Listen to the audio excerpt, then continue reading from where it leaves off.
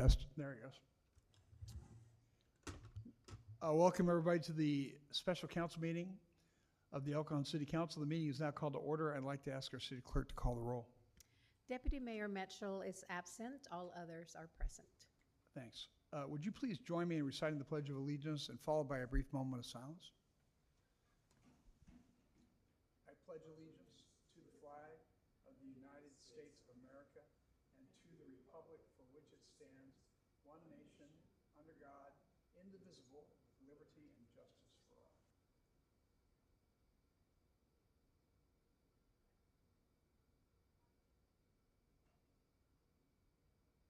Thank you. As a reminder, unlike regular meetings, public comments at special meetings are only allowed on the specific items listed on the special meeting agenda. We called a special meeting to consider a closed session item. Angela, do we have any speaker cards for this item? There are no speaker cards, sir. Okay.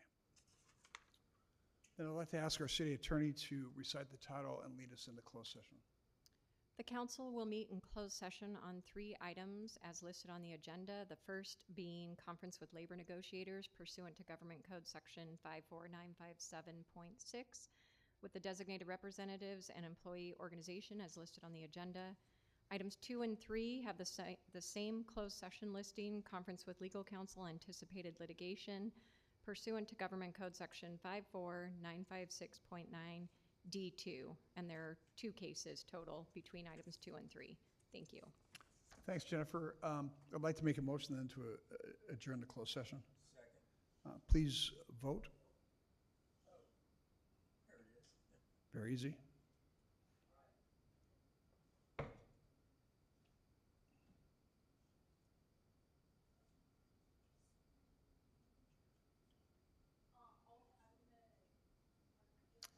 All right. You waiting for me for something? Yes, we're still having technical difficulties with our new system. It's going to happen. So please. A motion carries by a 4-0 vote with, 5-0 vote. Motion carries by unanimous vote. Thank you. We're going to then go to closed session. We'll come back in time to start our next meeting at 3 o'clock.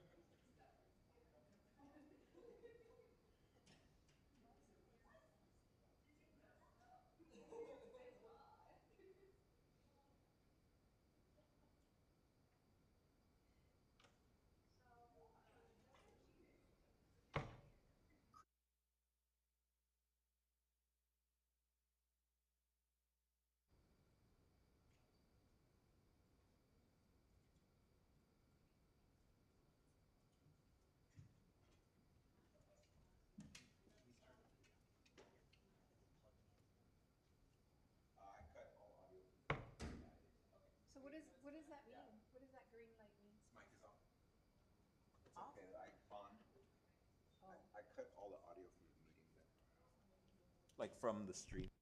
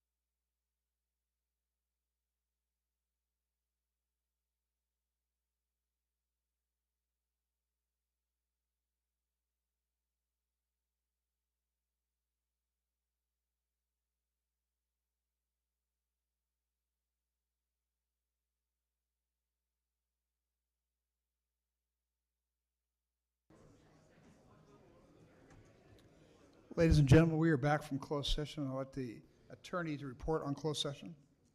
Thank you, Mr. Mayor. Council met on the 3 items as listed on the special meeting closed session agenda. Direction was given, no reportable action was taken on all items 1, 2, and 3. Thank you. Okay, I know you're all here for the 3 o'clock meeting, but I've got to close out the 2:30 meeting. So this brings us to the adjournment of the joint special meeting of the El Cajon City Council and El Cajon Housing Authority held this 14th day of July 2026, which is now adjourned. And welcome to the El Cajon City Council meeting. The meeting is called to order, and I'd like to ask our city clerk to please call the roll. All council members are present.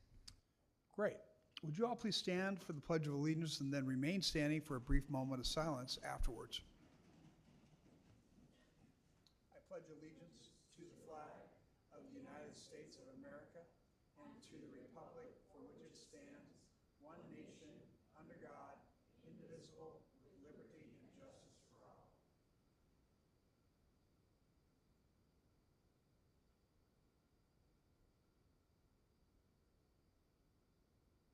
Thank you.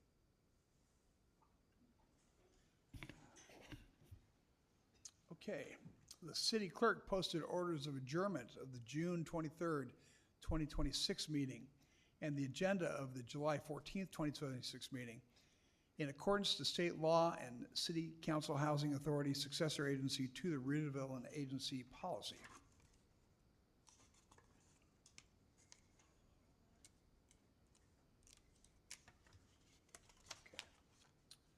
Okay. We have 2 presentations on today's agenda.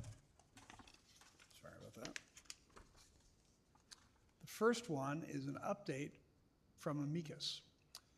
Lisa Cajon will introduce this item to us. You ready, Lisa?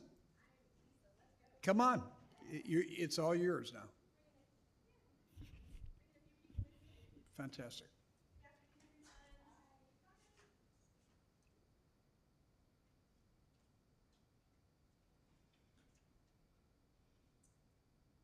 Good afternoon, Mayor, City Council members. Thank you so much. I'm Lisa Cajon. In part,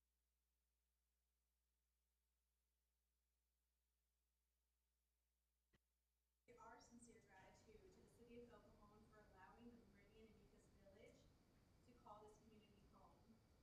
Your support and partnership have allowed our village of emergency sleeping cabins. Whoa. I think I liked it better the other way. Sleeping cabins to serve some of our city's most vulnerable residents, women and children experiencing homelessness. Because of the City of El Cajon's willingness to embrace innovative solutions and community partnerships, dozens of women and children have found safety, stability, and hope during some of the most difficult times of their lives. Thank you, City of El Cajon. The village is not only changing lives, but it's saving lives. I wanted to give just a little bit of a background of when we first opened so everyone has an understanding. On the evening of December 31st, 2022, while many of us were preparing to celebrate New Year's Eve in our warm houses, surrounded by friends and family, we opened the doors of the Meridian Amicus Village for the very first time. Our first resident, an elderly lady, was climbing out of her cold car and into a warm cabin. She arrived carrying the weight of uncertainty, exhaustion, and the reality of not knowing where she was going to sleep safely. What might have been an ordinary moment for many of us, opening a door, turning on a light, handing someone a key, it represented something much larger: safety, dignity, and hope. That evening reminded us of why this work matters. Homelessness is often discussed in budgets, policies, statistics, but at its core, it's about human beings. Sometimes the difference between despair and hope is as simple as a warm, quiet place to sleep. Since that night, Meridian Amicus Village has served dozens of women and children, helping families move from crisis to stability, from homelessness to permanent housing. But it all began with just one woman stepping out of the cold and into a place where she could finally rest, and with the City of El Cajon for believing in us. Thank you so much.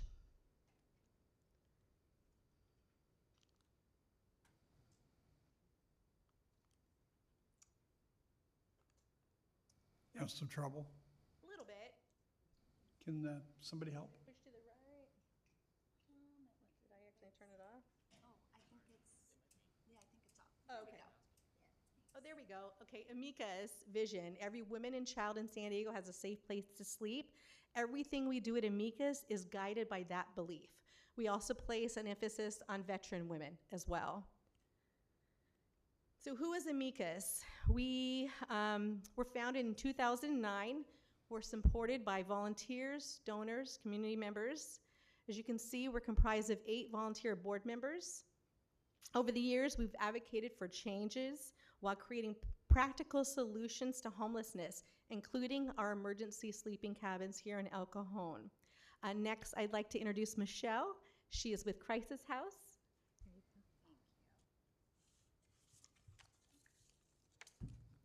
Hi everyone, my name is Michelle and I'm representing Crisis House. I serve as the Homeless Services Program Manager. Oh, thank you. So let's touch on the mission. The mission of Crisis House is to respond immediately to stop the cycle of domestic violence and homelessness by connecting individuals and families with the resources they need to rebuild their lives. We know that stable housing is the foundation for long-term success, but housing alone is not enough. That's why we focus on providing comprehensive case management, connecting clients to income, employment, benefits, and other community resources to help them achieve long-lasting stability. Our partnership with the Tiny Cabins Village allows us to meet people where they are, provide individualized support, and help residents take meaningful steps towards permanent and stable housing. We're grateful for partnerships like this one because they demonstrate what's possible when organizations come together and provide not just shelter, but a pathway towards long-term housing stability. So ways of addressing homelessness. It requires a variety of approaches because no two situations are exactly alike. Different individuals and families have different needs. So it's important to have multiple housing options available for them, and especially throughout the community. Some people may benefit from emergency hotel programs, especially when they find themselves in immediate crises. Others may find stability through transitional housing, safe parking programs, or shelter programs. Organizations such as Father's Joe's Villages, Alpha Project, or East County Transitional Living Center, and other housing providers each play an important role in this continuum of care. The Tiny Cabins Village is another valuable piece of that continuum. It provides residents with a safe, stable environment while they work alongside their case managers to address barriers, connect with resources, and move toward permanent housing. When these programs all work together, we're able to provide more individualized pathways out of homelessness and into long-term stability.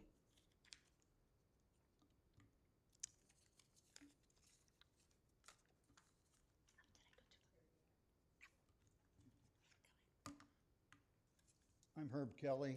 I'm Vice President of Amicus.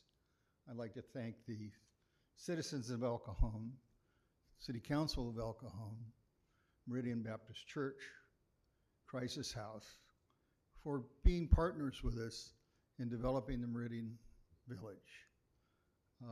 We were allowed to construct 6 emergency sleeping cabins there and a community center. In their great wisdom, El Cajon has decided to allow us to build 4 more on that site. And that's what we are actually manufacturing today. Rob Bird, our head of construction, is in the CoLab wood shop in Grantville, fabricating materials today for the framing, and we hope to be building very soon. The idea of an individual bedroom with a door that locks, windows that open, that are built well insulated, quiet, secure space for somebody to recover from being on the street, allow them to get true rest. Rob Bird has always said, 5 or 6 years we worked together, that if you take somebody who's been out on the street, not sleeping through a night, always wondering who's coming after them, and you give them 30 days of 8 hours of sleep a night, they'll be entirely different people, and that's what we're finding. It sets people up to be able to move forward with the help of social services like Crisis House and get into permanent housing.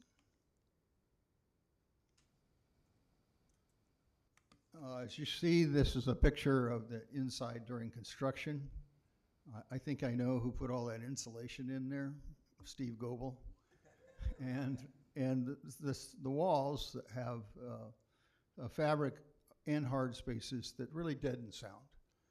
And I think, again, providing a safe place where people can leave their things, go about their day, get social services, make doctor's appointments, and so very many of the women that have come to our village have jobs, and so to come back at night knowing that your belongings are going to be there and be safe is really amazing.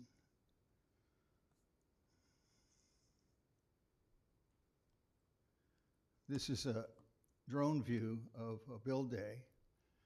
And you see it takes, look at all these people that are out there working together. We had 125 volunteers who came out to assist us. People who gave up their Saturdays, some people gave up time during the week if we could be there to make this happen. And so to build the original 4 cabins and move the community building, which we had in storage, it cost about $46,000. And I think that's got to be the lowest price overnight bedroom that you can provide anywhere in San Diego. It costs more this time around. I think we're going to spend upwards of $76,000 for 4 more, plus expanding the community building.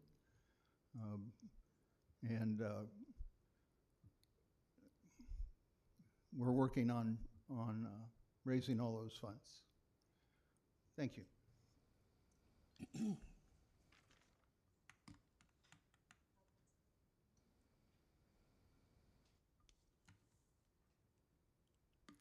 All right, so since the Meridian Amicus Tiny Cabins Village in December of 2022, we have had the privilege of serving 64 individuals, including 42 women and 22 children. Today, there are currently 6 women and 1 child actively participating in the program. Residents stay with us for an average of about 5.5 months, and during that time, they're not just receiving shelter, they're also working closely with their case managers to overcome barriers, to connect with community resources, increase their income, and ultimately prepare for permanent housing. The outcomes really demonstrate the impact of this collaborative approach. Of the individuals we've served, 58 have successfully transitioned into permanent housing. 2 moved into other temporary housing as they continued their housing journey, and only 2 individuals have returned back into homelessness after obtaining permanent housing. These outcomes reflect that what can happen when safe shelter is paired with intensive case management, strong community partnerships, and individualized support. It's a reminder that homelessness is not a permanent condition, and with the right resources and collaboration, we can help people successfully rebuild their lives.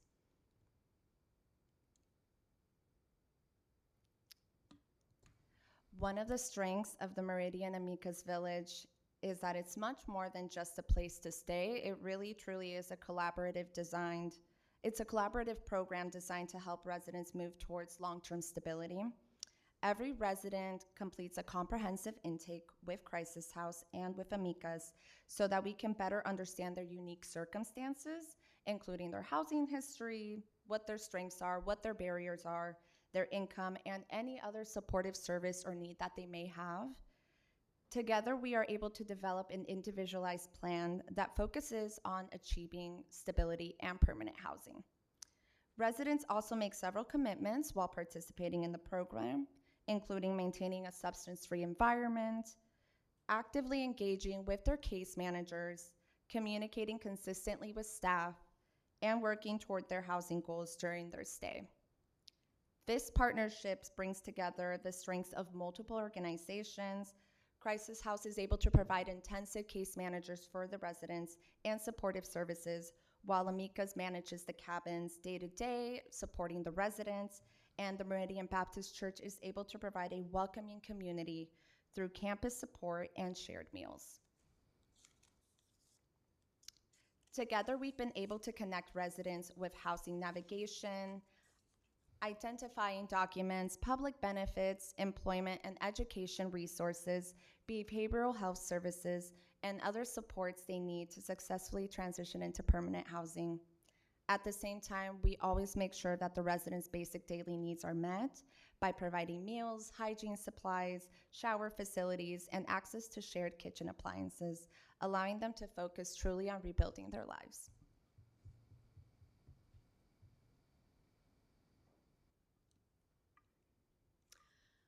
My favorite success stories.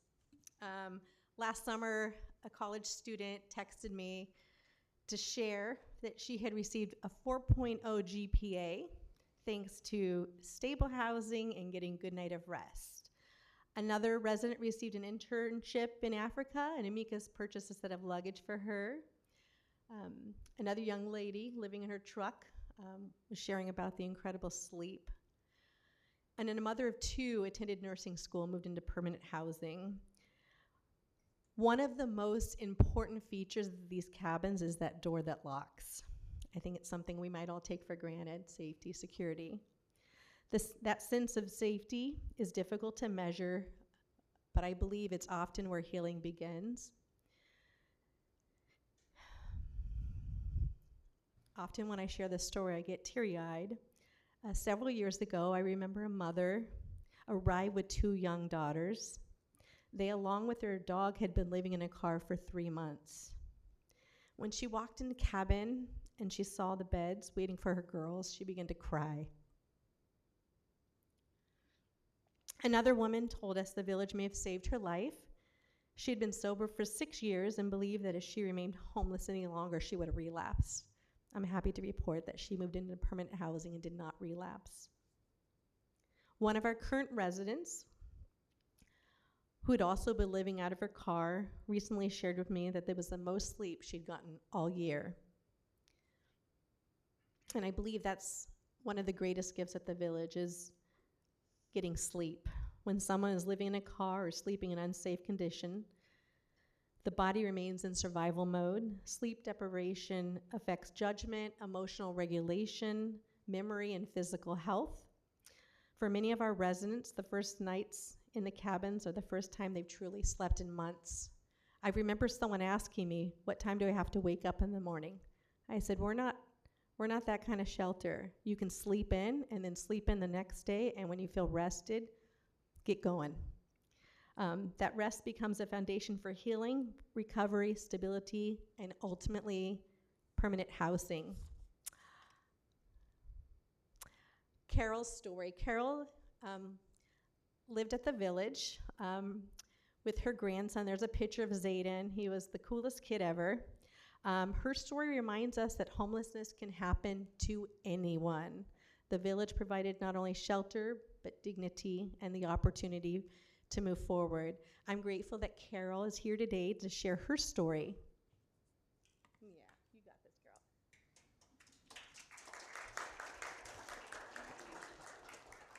Thank you. My name is Carol Ortiz, and a year ago, I found myself in a very difficult situation with nowhere to call home. I felt alone, afraid, and unsure where to turn. I was desperately seeking help and learned about the Amicus program. A caseworker reached out to me and shared that there was an opening available and I could come down the next day. When I arrived, I was warmly welcomed by Lisa. And when I was shown the cavern, I was so overwhelmed with emotion. I was given a welcome kit that included shampoo, conditioner, soap, towels, a toothbrush, toothpaste, the essentials, and the basic needs that we take for granted. Inside the cabin was a dresser, there was a mirror, there was a nightstand, and there was a bed. I got clean sheets, I got a new comforter and pillows. And for the first time in a long time, I felt safe and in a place that I could sleep in. The weight was lifted from my shoulders, and at that moment, I looked around and I was able to understand that there are people out there that want help. If you need help, you have to ask for help. And this program, they helped, they fed me, they kept me there for 8 months. And since then, I've reunited back with my family, and I'm doing great. And I just enrolled in a program for a peer support specialist so that I can now help homeless people myself. It was something that I always had a passion for, and something that I've always done, and never in a million years did I think I would be in that cabin trying to figure out what was going on in life and how I could get it back together. I'm especially excited for the 4 cabins that they've been approved for. Each one represents more than just shelter. It represents safety, hope, dignity, and new beginnings for people in need. And I just want to say thank you. Thank you for having this, and I would be here every time you need somebody. I'm here for you.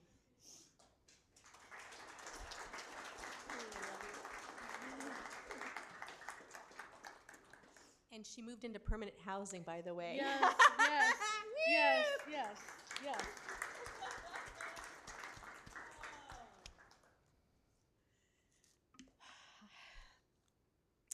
Thank you for your time and your commitment to our community. We're really grateful to have this opportunity. If you guys have any questions, feel free. But just thank you for supporting this effort. And because of your willingness, you guys are helping women and children. Thank you so much. Congratulations to all of you. Let me see if there's any questions of the council or statements. Anybody? Gary? Well, I think this is one of the big moments in the history of El Cajon. In fact, I think it's probably one of our biggest success stories. And I want to thank all the volunteers. Without you, this wouldn't have happened. I want to thank Councilman Goebel, who went out there with his hammer and nails, worked on it. So all this makes me very happy. Thank you. We should also thank Renewal by Anderson, who donated the windows. Anderson Plumbing, Heating, and Air, who donated air conditioners, which I'm sure are coming in handy today, as well as over 120 volunteers who did this. And it's a great community effort to do this, to make this the most cost-efficient, maximum effective project in San Diego County. Thank you. Thank you for sharing this story. You know, we pressed a button that says yes for these projects. And thank you, Steve, for having the vision to bring this to the city. But then sometimes, you know, we don't hear the great stories and triumphs, really. Thank you for having the bravery to share your story, too, and giving hope to people who are on the street right now. Hopefully your story will get in front of them, and being a peer support person can do that.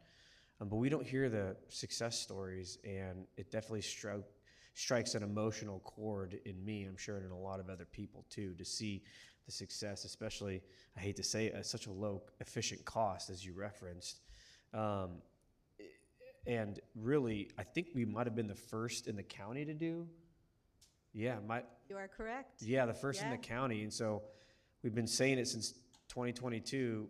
Hopefully this will send a signal to the other areas in the county to say, hey, this this is possible. And we might not be able to tackle the thousands and thousands, but we're all doing a little part. And if we all step up, and I got to congratulate Crisis House and Amicus. Not all providers are created equally, but you provided, and Meridian Baptist, but you provide an excellent service with excellent standards that promotes care and dignity to the individual, because every homeless person is different. They're not a one-size-fits-all thing. I was homeless, and I know, Michelle, you said it before, she was, so we know exactly what that feels like. And outstanding work to all of you. I mean, if this is the only thing that you accomplish in life, it is a triumph. So absolutely well done. Thank you. Thank you. Thank you all for coming today. I echo the sentiments of my colleagues here. I will say that my husband's not working right now, so he's available to build. Would love his help. And I can come out and paint again. I didn't do as much as Mr. Goebel did. I don't do insulation. But, we will be ready and willing to help when that happens. Ma'am, thank you so much. Carol, correct? Yes. Thank you so much for sharing your story. I do know what you've gone through. I appreciate you, and I just want to tell you, your past does not define you. And you will go forward, you will have gone through this experience, and you will be able to help others using that experience. I will say I went last year to the graduation of the student or the woman that went to Africa. That was an incredible meeting. And I think that this is already a success. And so I'd like to see that this program be multiplied across the county. Those of you in the audience, other residents, and you think, oh, we don't want a tiny home village in our neighborhood. This is a prime example of how, when it's managed right, and you put the rules in place and you put things out there, that it can be achieved in almost any neighborhood. Maybe not 70 or 75 cabins in a place, but make it small. And it can work, and not to just close the door on those opportunities. So if you are out there and you're listening to this and your community is looking to bring in additional services for homeless, this is an excellent model to go after. And that I would hope that you would look at it and say, we might use this in Lakeside, or we could use this in Lemon Grove, or wherever. They have their own program. But thank you so much for what you've done. I'm happy to have been a part of it, and I look forward to being a part of it in the future, and well done. Thank you. Thank you. All right, well, thanks very much. Thank you for your time, And everyone. great success.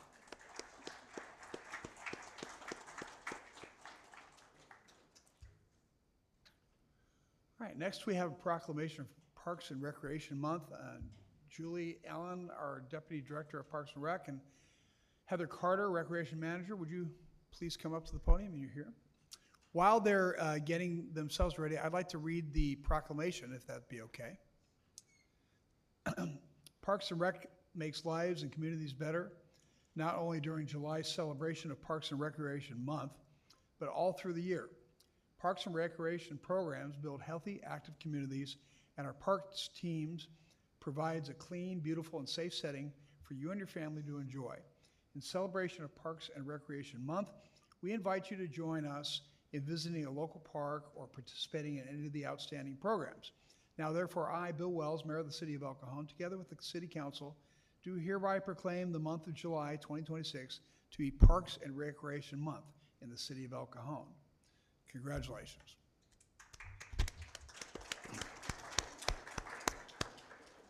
Thank you. Good afternoon, Mayor, Council, and staff. My name is Julie Alon, and I am your Deputy Director of Parks and Recreation. I've actually worked for the City of El Cajon Parks and Recreation Department for almost 30 years. I began part-time as a teenager at Kennedy Recreation Center while attending Granite Hills High School. However, my connection to Parks and Recreation began well before that time. I grew up participating in our programs here in El Cajon, going to all of our parks. I danced in the recital. My younger brothers played every sport we offered. My mom even worked for this department part-time as a tiny tot instructor when I was a little kid. Growing up, my family didn't have a lot of money, so Parks and Recreation, this was our savior. Without these low-cost programs and these sports offerings, my siblings and I would not have been able to participate in extracurricular activities at all. And now as a parent myself, I do see the value of children staying busy and staying off cell phones and off social media. So my kids have also now participated in all of our programs and activities just to stay active and engaged. Most recently, we have welcomed the Parks Maintenance Division into our Parks and Recreation family. I've learned a lot, more than I ever thought I would, about irrigation and mow schedules and plants and just how much work it really truly takes to maintain 17 parks and all of our additional open spaces. So I have seen Parks and Recreation from every possible angle throughout my life, from participant to rec center staff to management, the maintenance side. I now have the parents' perspective. I studied it in school as a college student, and I've served on national Parks and Recreation boards. Now I have the honor of helping to lead this department. Through all of these perspectives, I do truly feel that the most important aspect of Parks and Recreation is the experience that we create. We create places where children gain confidence, where neighbors become friends, where families make memories, and most importantly, where a city becomes a community.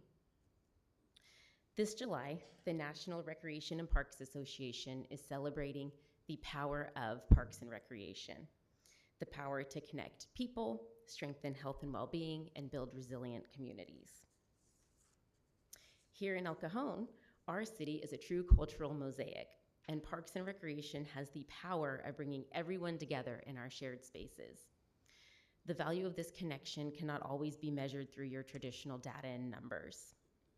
We have the power of being essential to the quality of life that makes a community thrive while stretching every dollar and making every cent count. So this July, we invite you to celebrate Parks and Recreation Month with us and to continue investing in the spaces and experiences that bring our community together. And we challenge you to feel the transformative power of Parks and Recreation. And now we have a few words from your community members.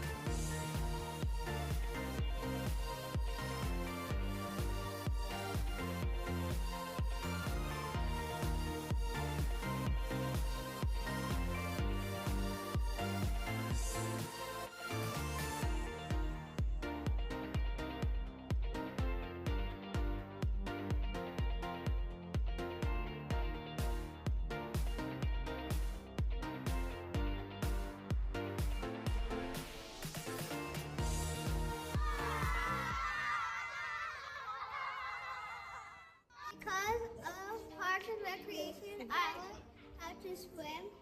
It's always a good environment. It's always clean. Jacob's a real good champion. So me and my son, he's 9 years old. We like coming to the scooter classes, and we want to go sign up. We want to sign up for the bicycle class also because, I mean, look around. It's really nicer. Parks and Recreation helped teach me how to be safe around my pool. So El Cajon Parks and Rec have been such a huge part of our family. They've helped our family grow so much in so many different ways. I have a 12-year-old and a 9-year-old daughter. Both of them have been a part of the El Cajon Rec program since they were 3 years old. This park has been a place of my childhood. It's like I've been here since I was young, and like me and my family like visited this park a lot of times, and it helped like me and my family grow, like growing up with this park. And also like I've been here like almost every day since I was like 4 or 3. We're here literally Monday through Friday. It keeps her out of trouble. It keeps her busy. As a parent, I'm so proud of her growth and development, and being at places like the San Diego Fair and seeing her get on stage and perform. I just could not be more proud of her and the support and all the instructors that she gets to work with Monday through Friday. They're all amazing, and I couldn't be happier. Parks and Recreation helped me play basketball. I didn't think I could do it, but now I'm brave and I finished it.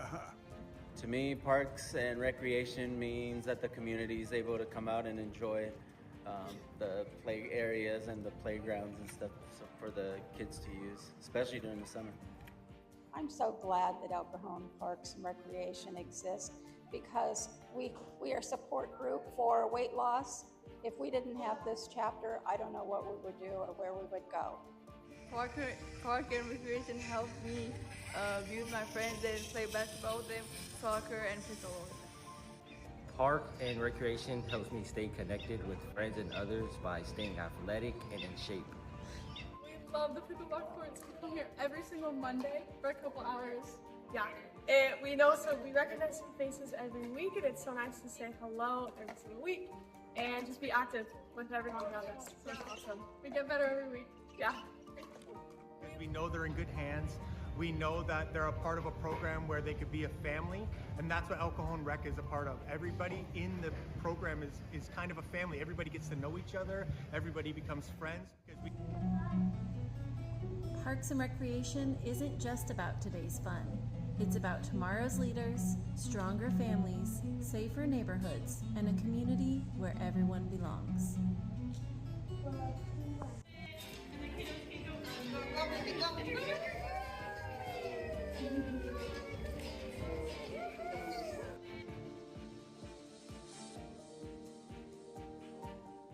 Okay, so lastly, I do just want to recognize our full-time Parks and Recreation staff that are here today. So if you can all stand up, please. This is our team that does it all.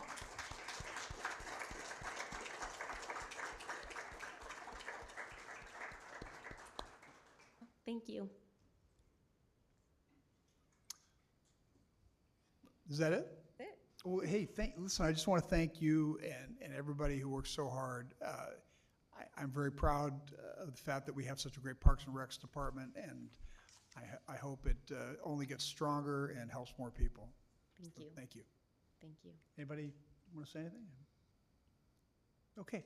Well, thank you very much, and you all have a great day. And I dismiss you unless you want to stay for the rest of the council meeting. But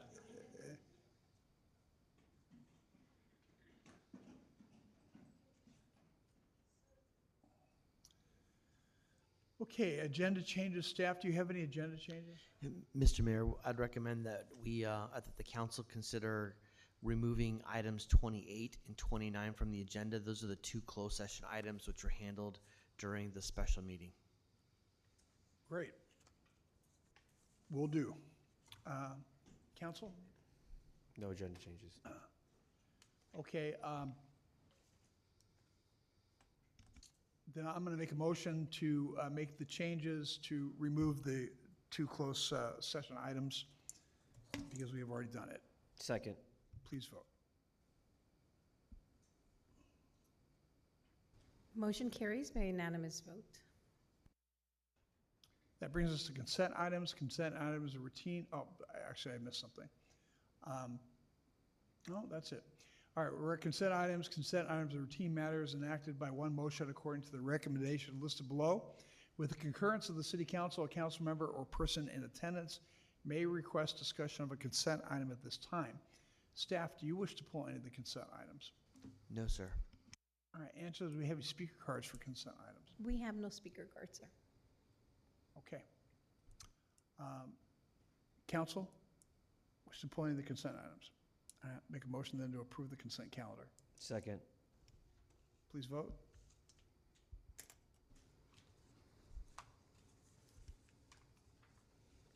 Motion carries by unanimous vote. Now we're at public comment.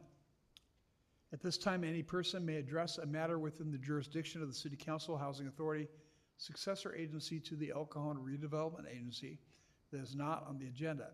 Comments relating to items on today's agenda are to be taken at the time that the item is heard.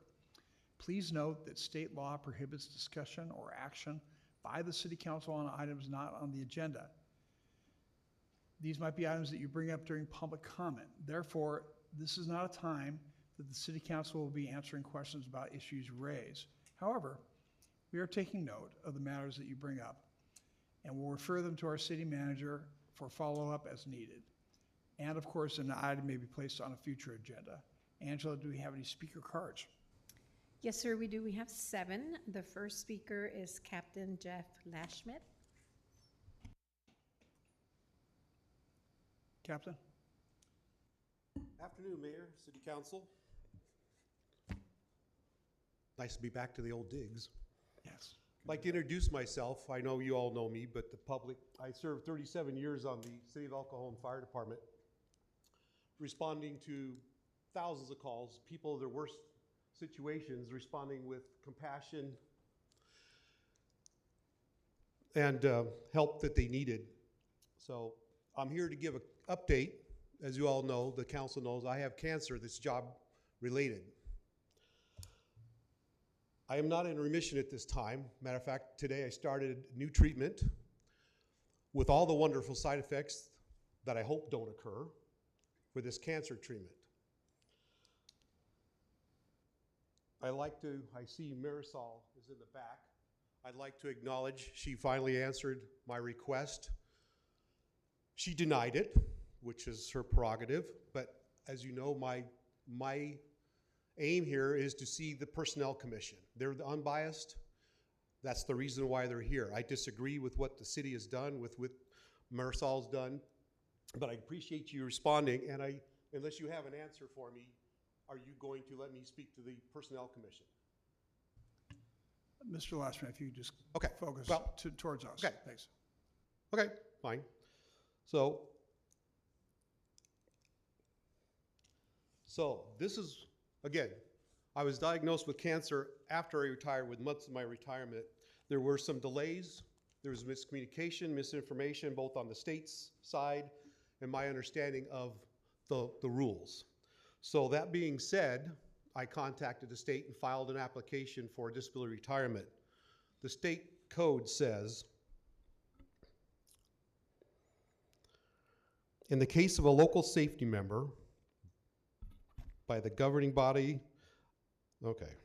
if the member is entitled to different disability retirement allowance according to whether this disability is industrial, which mine is, the member claims that the disability is founded by the board, or in case of local safety member by the governing body, which is my employer, the City of El Cajon, you have the say-so.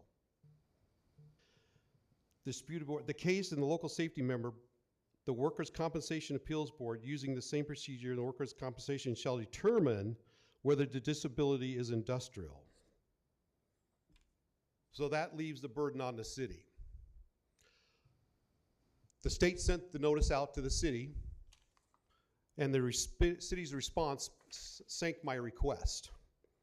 I tried to contact them to let them know this was coming, that we'd be on the same page, and requested help and understanding of what was going on and why the situation had arisen. The city's one-word answer to the state, which is their obligation, they have the say-so in determining this, was, and I quote, the state's request, would the City of El Cajon object if CalPERS accepts this member's untimely application? The one-word answer was yes. After 37 years of service to the city, that's what I got. All I'm asking for, and I'm happy to end this, is to see the Personnel Commission. That's their job. And by city policy, I'm allowed. And Marisol, in her letter to me, said that I was retired and I was no longer entitled. Well, her actions happened after I retired. Sir, the 3 minutes is up at this point. Okay, so that's my request, is that I get to see the Personnel Commission. And I will abide by their decision to whether or not this needs to be rectified, that there was wrong done here, and that things need to change. Improvements can be made in how these matters are handled. So, and if that's And I'll happily abide by that decision. Otherwise, I will continue to return as I'm able and in town to state my case. I appreciate that.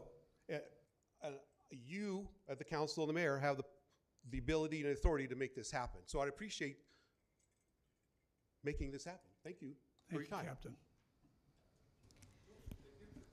Sir, our timer overlay is not showing. But no question. But there is a timer at the podium, if people could please be mindful of their 3 minutes.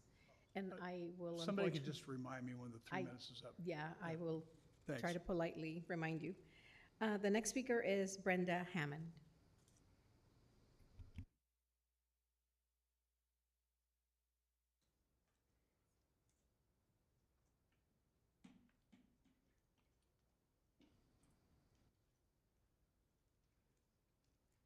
Hi, like my shirt? Hey, Brenda. Hi. So, Park and Rec, that is so awesome. That's one of the reasons why I would run away from home in the 70s to El Cajon. So, red, white, and blue we're gonna have all year, but I wanted to bring out the orange and yellow for summer. Well, the red and yellow makes orange, so. Thank you for the concerts. We're having so much fun. I'm so tired afterwards, so I get to sleep. But I just want to say thank you for everything that you guys do. Thank you. Oh, I appreciate it, Brenda. Thank you. Next speaker is Rich Ryle. I think he just left. Okay. Gary Giardina.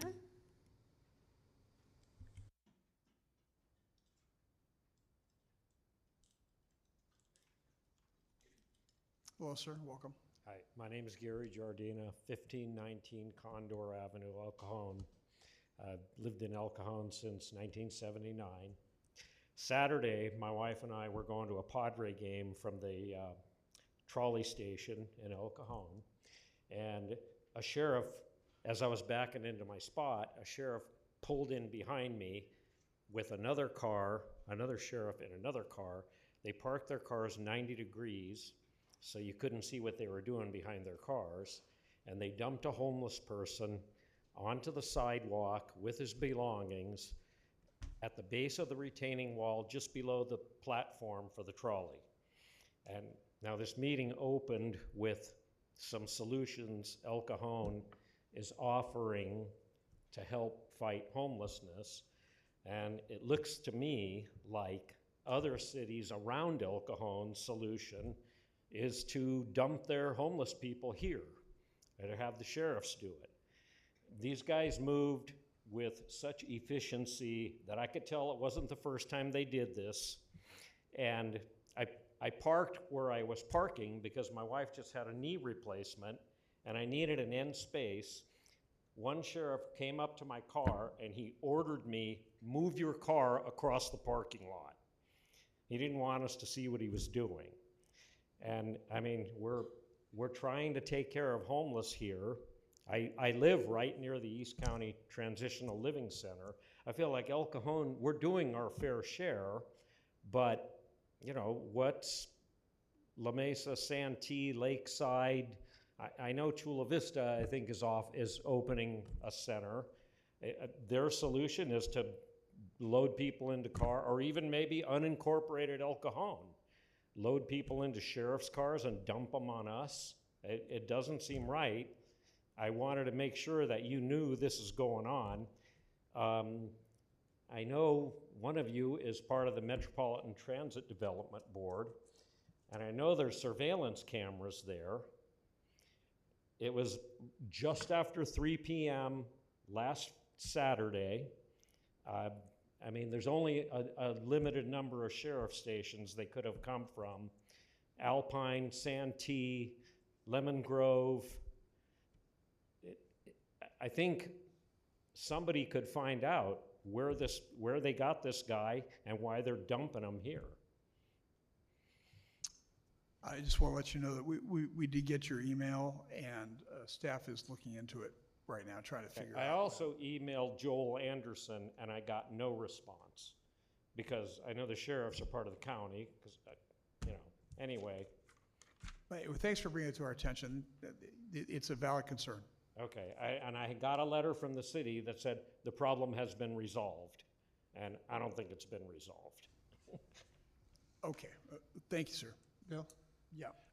To address Mr. Giardino's, we usually keep this short, but I did send you an email in response to your question about that this afternoon. I hope you checked that email out. Checked my email, and I didn't see a response from anyone but Ms. Okay, I sent it about 2 o'clock today. I've checked it since then. Okay, I'll resend it. Checked my spam. I'll resend it. I'll tell you one of the things that handcuffs us. How do we know that that person didn't say to the sheriffs, "I'll go get on a trolley instead of going to jail"? He didn't look like he was capable of getting on the trolley. I understand, but when we have to talk about people's civil rights, When they said they dumped him there, they literally dumped him there. I sent you an email. Hopefully you'll check it out. And like I said, there are signs that say there's surveillance. I wish you would check it out. Thank you. Thank you, sir. Appreciate it. Next speaker, Rich Ryle. Hello, Rich. Welcome. Thank you. City Council, if you're not part of the solution, you're part of the problem. This is my third consecutive meeting warning you about serious problems in our city's governance of the PBID. At my first appearance, I pointed out that on December 9th, 2023, City Manager Graham Mitchell issued a $150,000 RFP with no approval from any elected officials. That no-bid process led directly to a contract for Marco Lamandri. That contract has now resulted in nearly $250,000 of taxpayer money spent toward changing the PBID into a CBD that at present is without enough signatures to ask the city to put the issue before the voters. At my second appearance, I presented evidence that Mitchell and Lamandri worked together to withhold critical facts from the public that include the PBID was suspended by the state of California for non-payment of taxes, that there are no written records for the taxpayers to review, and that the PBID has repeatedly violated the Brown Act's open meeting rules. I asked you to put on an agenda item that would authorize contacting the FBI to investigate the possible criminal wrongdoing by Mitchell and Lamandri. I also asked the mayor to recuse himself from all PBID matters because of a conflict of interest. Today, I want to focus on the cost of these decisions to the taxpayers of El Cajon. When Mitchell tried to keep me from attending a PBID meeting, he knew the PBID was a tax agent subject to the Brown Act. He gambled that by refusing to direct the PBID to open the meetings, I would not sue. That gamble costed the taxpayers $100,000 in legal fees and settlement costs before the district finally agreed to comply and open its meetings. If I had an employee who gambled and lost $100,000 of my money, hoping no one would enforce the law, I'd fire that employee. Rather than fix the PBID's governance and open, Mitchell turned to Lamandri, the subject of a lengthy FBI investigation, and brought him in on a no-bid basis. He hired Lamandri to ignore past mismanagement and to recommend a new manager for the PBID.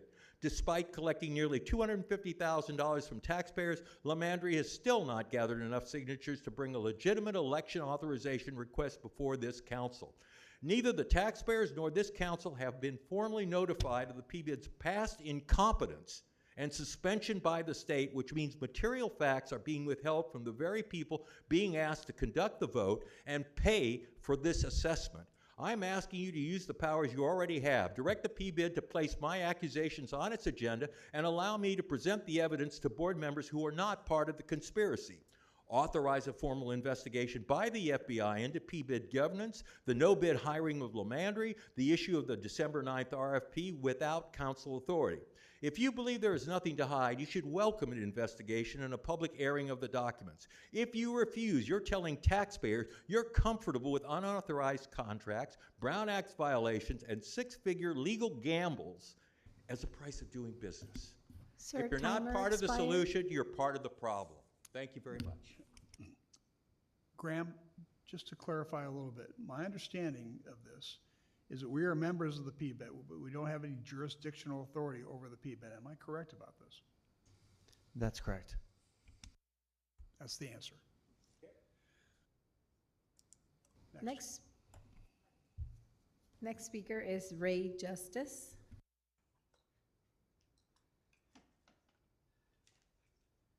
Hello, Mr. Justice, welcome. You know, I don't know what to say because I come here today with a completely different attitude. And I'm amazed of what I've heard. It's just like I had my eyes open. And my surprise today was before I come, an hour before I come here, my situation was completely dissolved. I can't believe it, but it happened before my eyes. Something I come in here about a month ago, and I asked for a little help.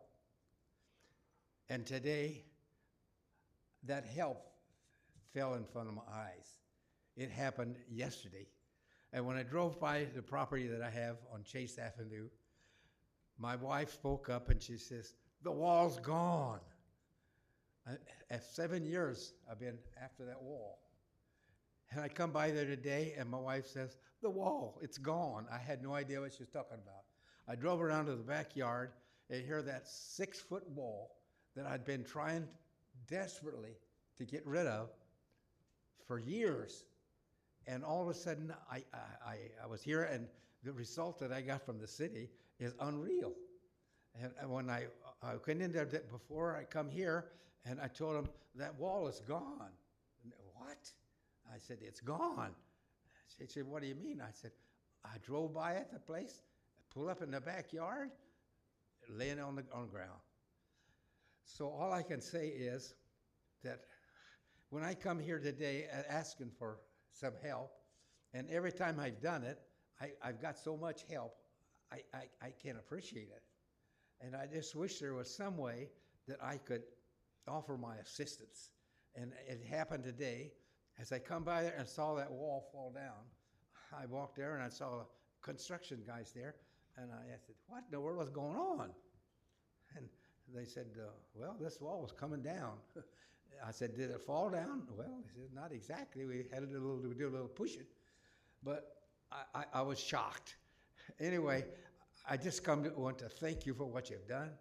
And the thing that I was going to come in and ask if I could get another favor, so I feel guilty asking for another favor, but one of my tenants that live on the corner of Chase Avenue and Lincoln, there's a big apartment house next door where this wall fell down that I've been after to get taken care of. And the city has been working with me with that. And to my surprise, when I come there today, and it was all gone. So I told the people down at the front office what happened, and they couldn't hardly comprehend it.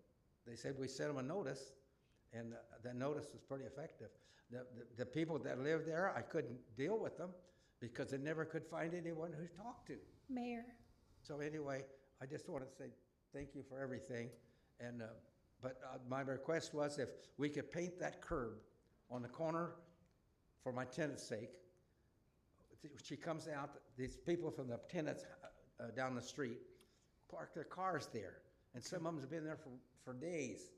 We, who can he speak to about leaving his information? We took his information and we'll analyze it. So we're going to look into the curb painting situation and see if we can fix it. Yeah, this is on the corner. The tenant called in once and they come out and evicted the car. But then since then, other cars show up, and it's always from the same 2 apartment houses down. Well, if they don't have parking. If we are able to fix it, you can come back and tell us how great we are again. So I appreciate it. Well, thank you very much. Thank you, sir. Appreciate it. God bless. 2 more speakers. The next one is Dr. Ryan Fan.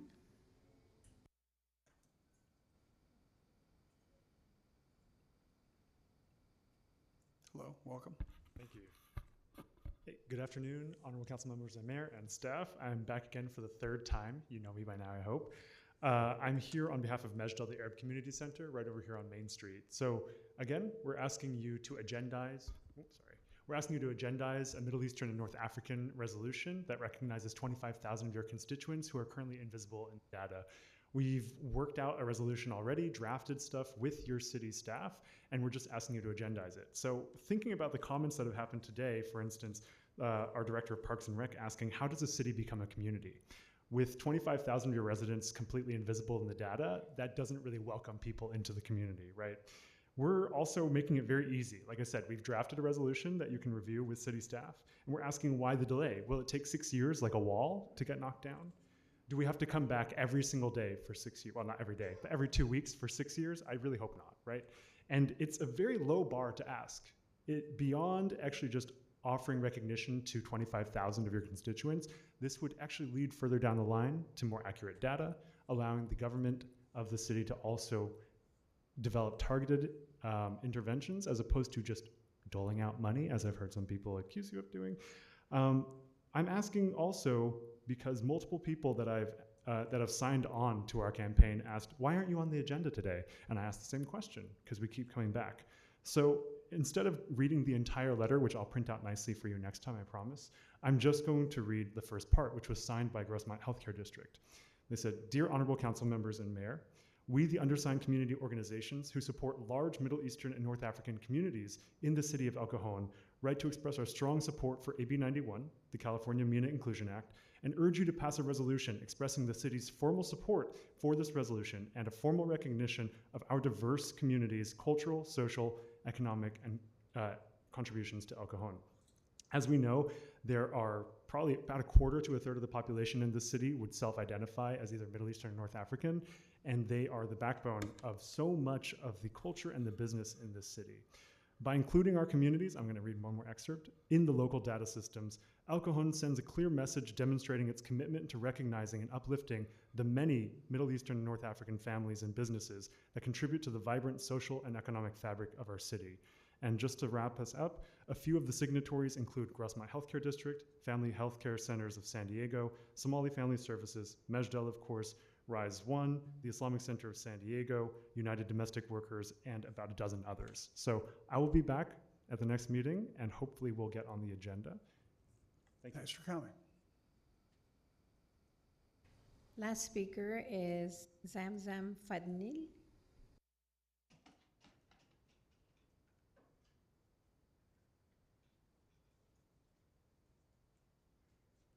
Hello, welcome. Hi. Good evening, Mayor and Council members. My name is Zamzam Fidel, and I'm currently a rising senior at UC Irvine. I'm here on behalf of the Mejdal Center, a remarkable place that advocates for Middle Eastern and North African communities. My relatives and I studied at San Diego Mesa College and in the Grossmont Union High School District, and I understand firsthand the importance of representation in academic settings. How would you feel if your child felt embarrassed to say where they're from for fear of it causing a heated debate? Or if they didn't have a safe space on campus to celebrate their identity? Unfortunately, this is the reality of many Middle Eastern, North African, and Muslim students in El Cajon. When my sister attended Grossmont High School, she was often the only Black student in many of her classes.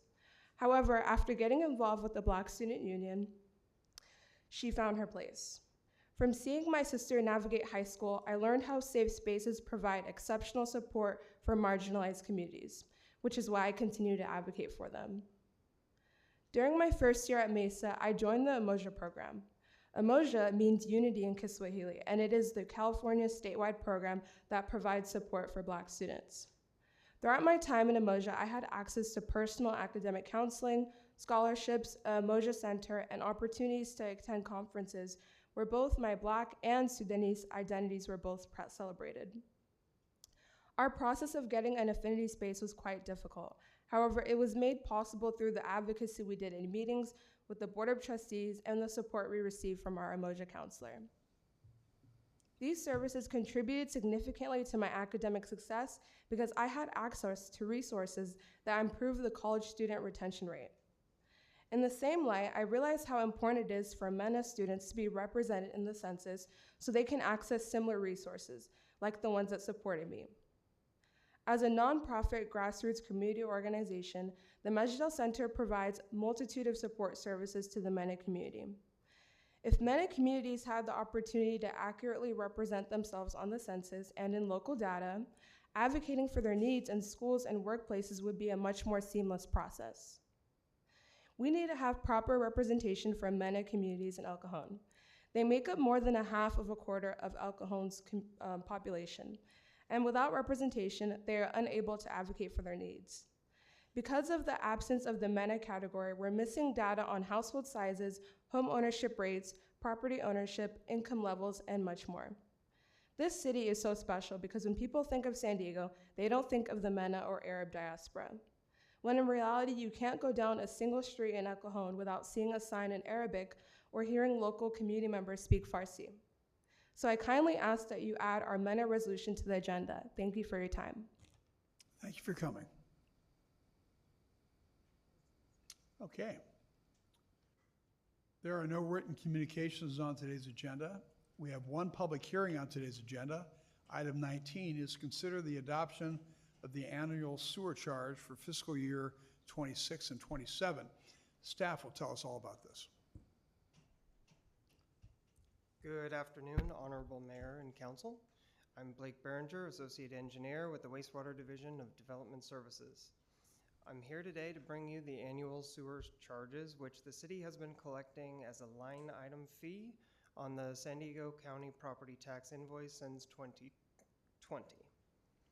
We sent out 16,401 notices to property owners, which covered 16,549 sewer accounts and 17,336 parcels. Our rates and billing calculations have remained unchanged, and the last rate update was implemented in fiscal year 24. Because of this, the revenue is about the same as last year. We're down just about 1%, but this is mostly due to commercial water conservation. However, the projected revenues are sufficient when compared with our reserve levels and against the projected fiscal year 27 and 28 expenses, which include O&M, treatment, and capital improvement costs. That being said, this fiscal year, we'll be preparing an RFP in the next few months to contract a consultant for updating our wastewater rate study. We plan to bring that contract acceptance to council by the end of the calendar year. The rate study will incorporate costs associated with the administration, operations and maintenance, treatment, and capital improvement, or CIP. Projected CIP needs are currently being identified in the sewer master plan update, which we anticipate will be completed by the end of this calendar year as well. The master plan is a study we do on a 10-year cycle to project future wastewater public infrastructure replacement and enhancement needs.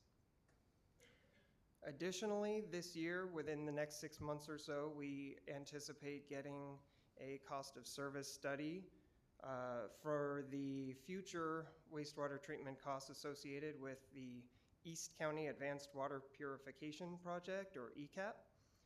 ECAP is the new treatment plant that's being built that the city has partnered with the County Sanitation District and Padre Dam Municipal Water District to treat the up to 7 MGD of the city's wastewater and 15 MGD overall between the 3 partners.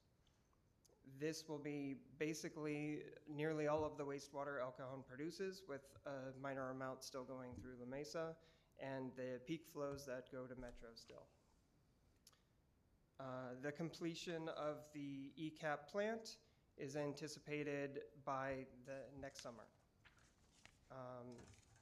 A hard copy of Appendix C has been provided today. This lists the one parcel that we granted a reduction to from everything listed in Appendix B, and that's because of our long-standing practice. If a property owner requests a review of their water usage and it does not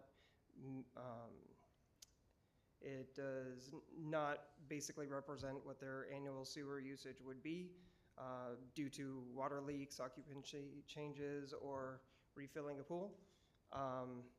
So just one since the time that we produced the engineer's report has been granted for a reduction.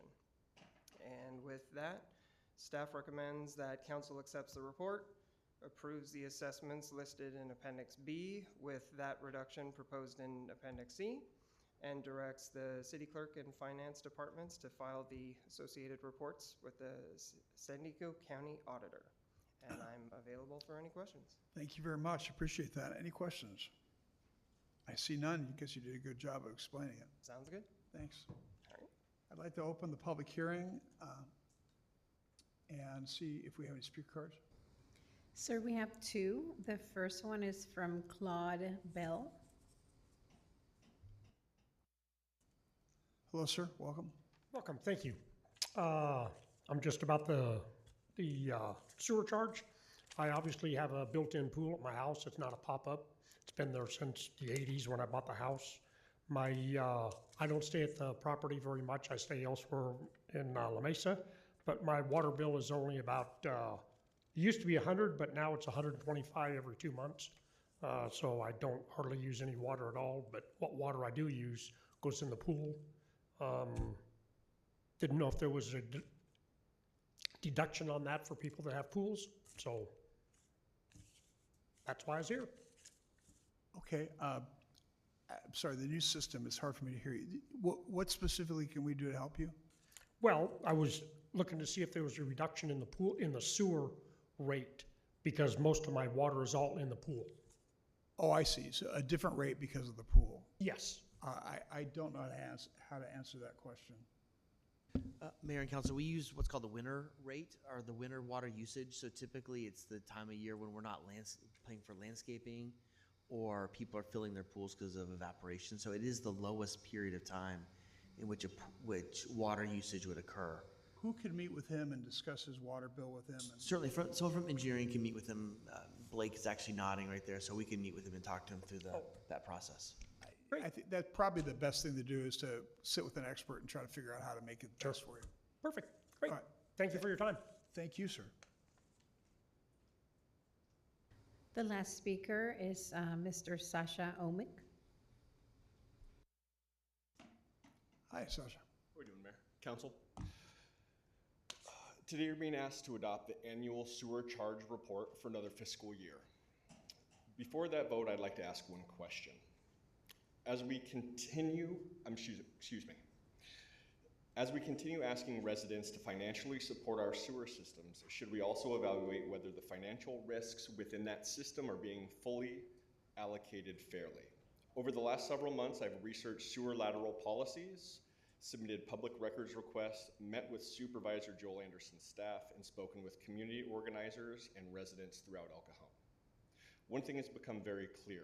Homeowners can be held responsible for catastrophic failures beneath public streets without even knowing the risk exists until they're presented with the bill. That can reach tens of thousands of dollars.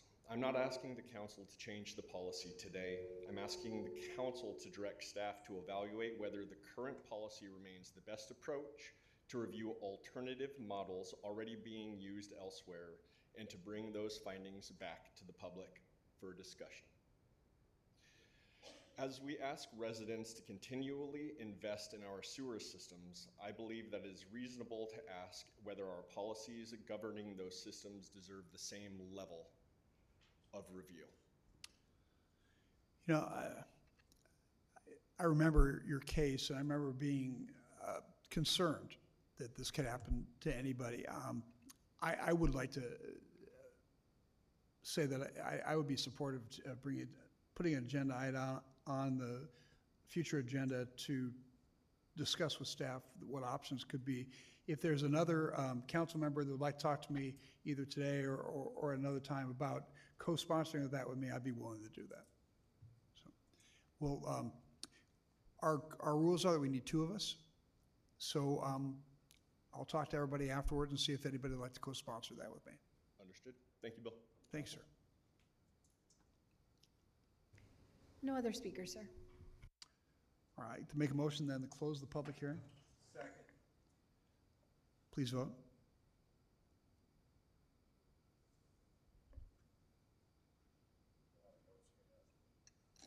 it's not coming up quite. There we go. There. You also had that button on the side. Oh, that worked. Motion carries by unanimous vote. Okay. We have 3 administrative reports on today's agenda. Item 20. Sir, Yes. we need a motion to adopt the resolution for the item. My apologies. Would somebody like to make that motion? Mr. Mayor, before we do that, we need to declare that no majority protest has been received. So I just want to confirm with the city clerk that no majority protest has been received, so the council, if it wishes, can act on the next resolution. Okay, so you're looking for a resolution at this point, or not? I'll make a motion to adopt the resolution as outlined in the staff report, item number agenda item 19, outlined in bullet point 4. Second. All right. I've got just a brief comment. Yes, of course. It's good news for the ratepayers. I believe this is the second year we have not raised sewer rates. Is that correct? That's correct. Normally, you're kind of like, well, are we just putting off a rate increase, and 3 years from now, it's going to be 15% instead of 3 years at 5%. But looking at the financials of the East County Advanced Water Purification, which I sit on that body, I'm comfortable that not including a rate increase this year is good. For the people of El Cajon, we are going to be selling our wastewater to Helix Water District. After it's purified, it goes into a 3 billion gallon Lake Jennings, which it's drawn down from there, and then it's purified a second time for 4 processes. This is the first time in Southern California that we're going to be able to sell wastewater back to a water district, and that will have a positive impact on sewer rates for generations. That is currently being constructed now. The wastewater is being sent through pipes to be tested and confirmed by federal authorities that it meets regulations. And by this time next year, we will be putting probably 97% of our wastewater, after it's been purified 4 times, into Lake Jennings. So there's good news on the horizon, and I'm very happy that the people of El Cajon are not having a sewer rate increase for the second time in 3 years, something you don't hear a lot about nowadays. That is really good news. Anybody else? Just a quick question, and maybe Steve, you can answer this since you sit on the board. You know, we're onboarding the wastewater facility in 27. At what point do we expect that to be a net positive? Because I know we have to pay down the loan to pay for that facility, but once we onboard it, we're not anticipating that we're going to have to raise rates once we onboard it. Is that right? Am I asking my question correctly? Yes. So separately, we are waiting for Padre Dam to do the cost of service of operating that plant. And so we don't have that number yet. And we don't have that number yet. Once we have that number, then we can put it into our rate study to say, got it. Okay, here's what we need to cover. You answered my question. Thank you. But to remind the council, we currently pay into the metro system, and the metro system cost in part includes what their equivalent of the AWP project is. So we are kind of paying for a recycling system already. And so when we shift, as Mr. Goebel said, when we shift 97% of our waste to a different location, it's really who we're paying, not how much we're paying. And I would anticipate that what we're paying right now to Metro and what we've seen with regard to the increase, that's going to be more expensive than what the operating costs would be for the advanced purification facility, right? And that's one of the thoughts is if we keep paying Metro, we don't have control over how much the city of San Diego charges pure water exactly into the Metro calculation. Great. Whereas on the advanced water purification, we know it, we help build it, we're half of the volume that goes through there, and that's more of a finite number. Yes. More of a fixed cost instead of the variable. More of a fixed cost than an unknown cost that we don't have control over. Yep, great. Gary.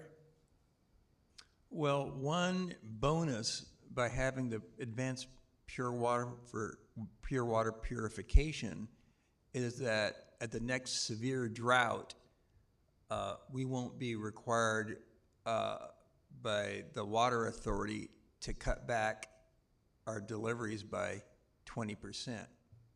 So that's how, one of the ways they encourage this water recycling. So that's another bonus for our citizens. All right. So there's a motion on the table, and I believe a second. If you're ready to vote, let's vote on that.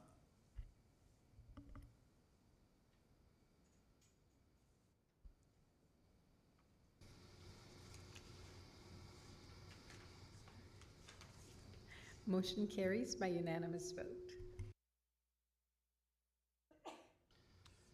All right. We have 3 administrative reports on today's agenda. Item 20 is the introduction of an ordinance related to the salaries of the City Council. City Manager Graham Mitchell will tell us about this. Thank you, Mr. Mayor, members of the City Council. The salaries for elected officials are governed by not only the California Government Code, but also by Chapter 2 of the city's municipal code. The law allows the City Council to consider raises for itself or increases to salary, but only after an election occurs. So when there's a new City Council member sitting on the dais or someone has been reelected. So whatever increases to salary would occur would not really occur until January of the next year or the following year after the election. Because and what state law says is that there's a limitation on how much salary increase the council can give itself, and it's 5% per year. So that's the limitation. Since the City Council hasn't considered a salary increase for 2 years, the council is actually eligible to increase its salary by 10% according to the law. Staff did run some analysis to look at the consumer price index increase, or really the rate of inflation, since the last increase in January 2024 through the most recent data available, and projecting out what we think it'll be come January next year, 2027, it will be about 5%. So about an average of 2.5% from a CPI perspective. If the council were to adopt, like I said, adopt a salary increase, it would not take effect until 2027. Staff would recommend, if the council wants to consider a salary increase, it consider a 5% increase, which is an average of 2.5% per year. This coincides or aligns with what the general or the non-safety public employees have received in the last 2 years. From a dollar perspective, a 5% increase would mean a monthly salary increase to the mayor of $169, and the city council would receive a monthly increase of $117. With that, staff's here to answer any questions that you may have about the policy. Questions? Let's do questions, and I'll take public comment, and we'll come back for discussion. No questions? Okay. Let's go to public comment. We have no public comments, sir. Great. All right. Discussion. So I think that given that we have had to tighten our belt in the city, that we've had to make cuts to departments, I think I would not vote for an increase. That $117 is going to get eaten up in tax, and the optics on it, I think, would be bad. We're voting in a raise for ourselves, and yet we had just recently talked about cuts to various departments to try and make up the difference, to keep an engine in, to keep firefighters in, to keep forensic labs in. So my recommendation is no salary increase. I speak for myself. I'm good without it. I'll make do, and I ask the rest of my my colleagues here to also make do as a show of faith to our communities who are struggling right now.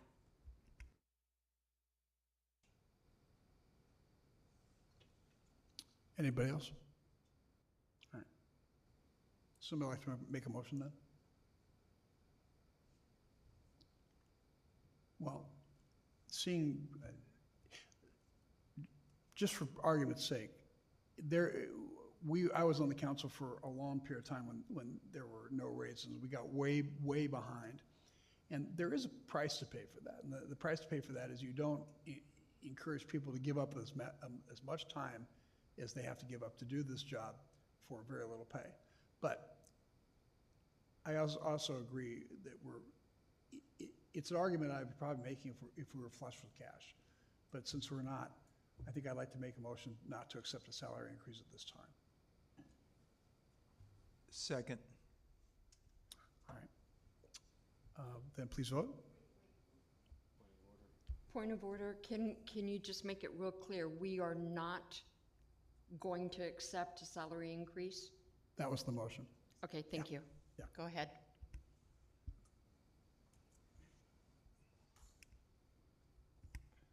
Motion carries by unanimous vote.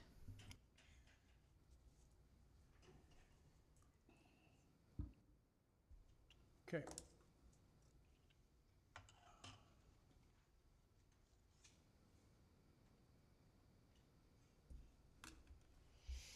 All right.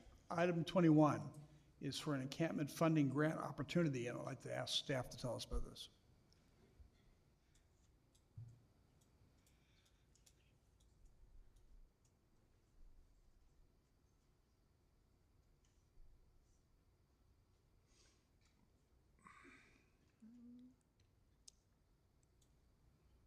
Good afternoon, Mayor and Council. I'm Jose Dorado, Housing Manager with the Development Services Department, Housing Division. The presentation will provide an overview of the ERF grant requirements and provide an overview of the ERF grant and some of HCD's requirements. The ERF program, Encampment Resolution Grant, is administered by the California Department of Housing and Community Development. It's intended to help local jurisdictions resolve homeless encampments by connecting individuals with services and housing. Staff submitted an application requesting approximately $5.3 million by the June 30th deadline. Based on the timeline, the grant period would last 27 months and enhance current city efforts. The ERF program is administered, like I said previously, by the California Department of Housing and Community Development. Eligible activities include outreach, case management, interim housing and permanent housing, and behavioral health services. Ineligible services include services outside of the target area, existing staff costs, capital improvement projects, and site restoration. The proposed project area includes the corridor of Interstate 8 and State Route 67, also along the state Caltrans right-of-ways. Partners that were included in the application include East County Transitional Living Center, Crisis House, existing homeless outreach services, El Cajon Police Department, and the Housing Division.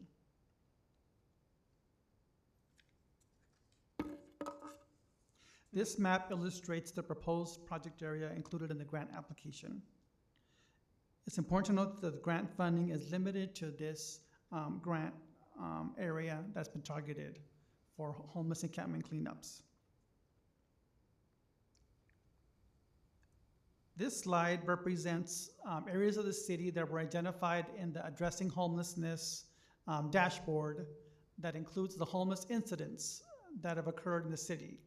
And these are efforts that were identified by IT in putting this together that identifies transient trespassing, where transients were located, and illegal lodging in the city of El Cajon. Okay. So this map was helpful in identifying the previous slide that identifies the proposed ERF target area. And Council, this is the value of doing our own point in time count, because we actually have access to those data points. I'm sorry, Graham, was that our point in time count or the county's point? That data was derived from our point in time count.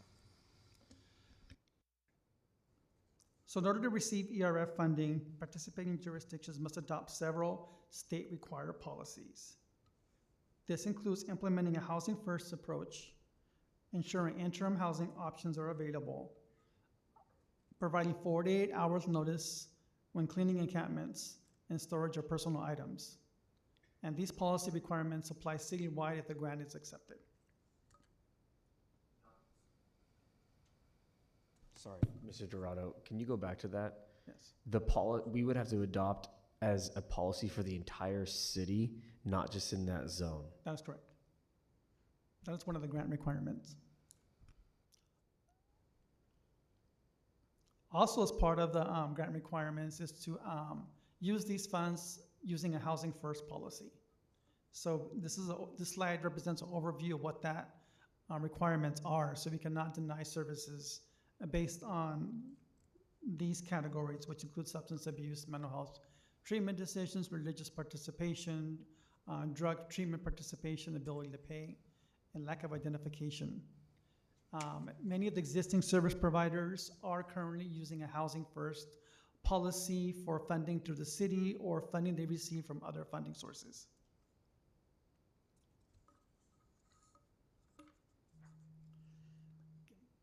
Sorry about that. Key benefits to consider regarding the policy. The benefits include applying for $5.3 million in grant funding to address the target area. Up to 4% of the grant will be used to cover administrative costs.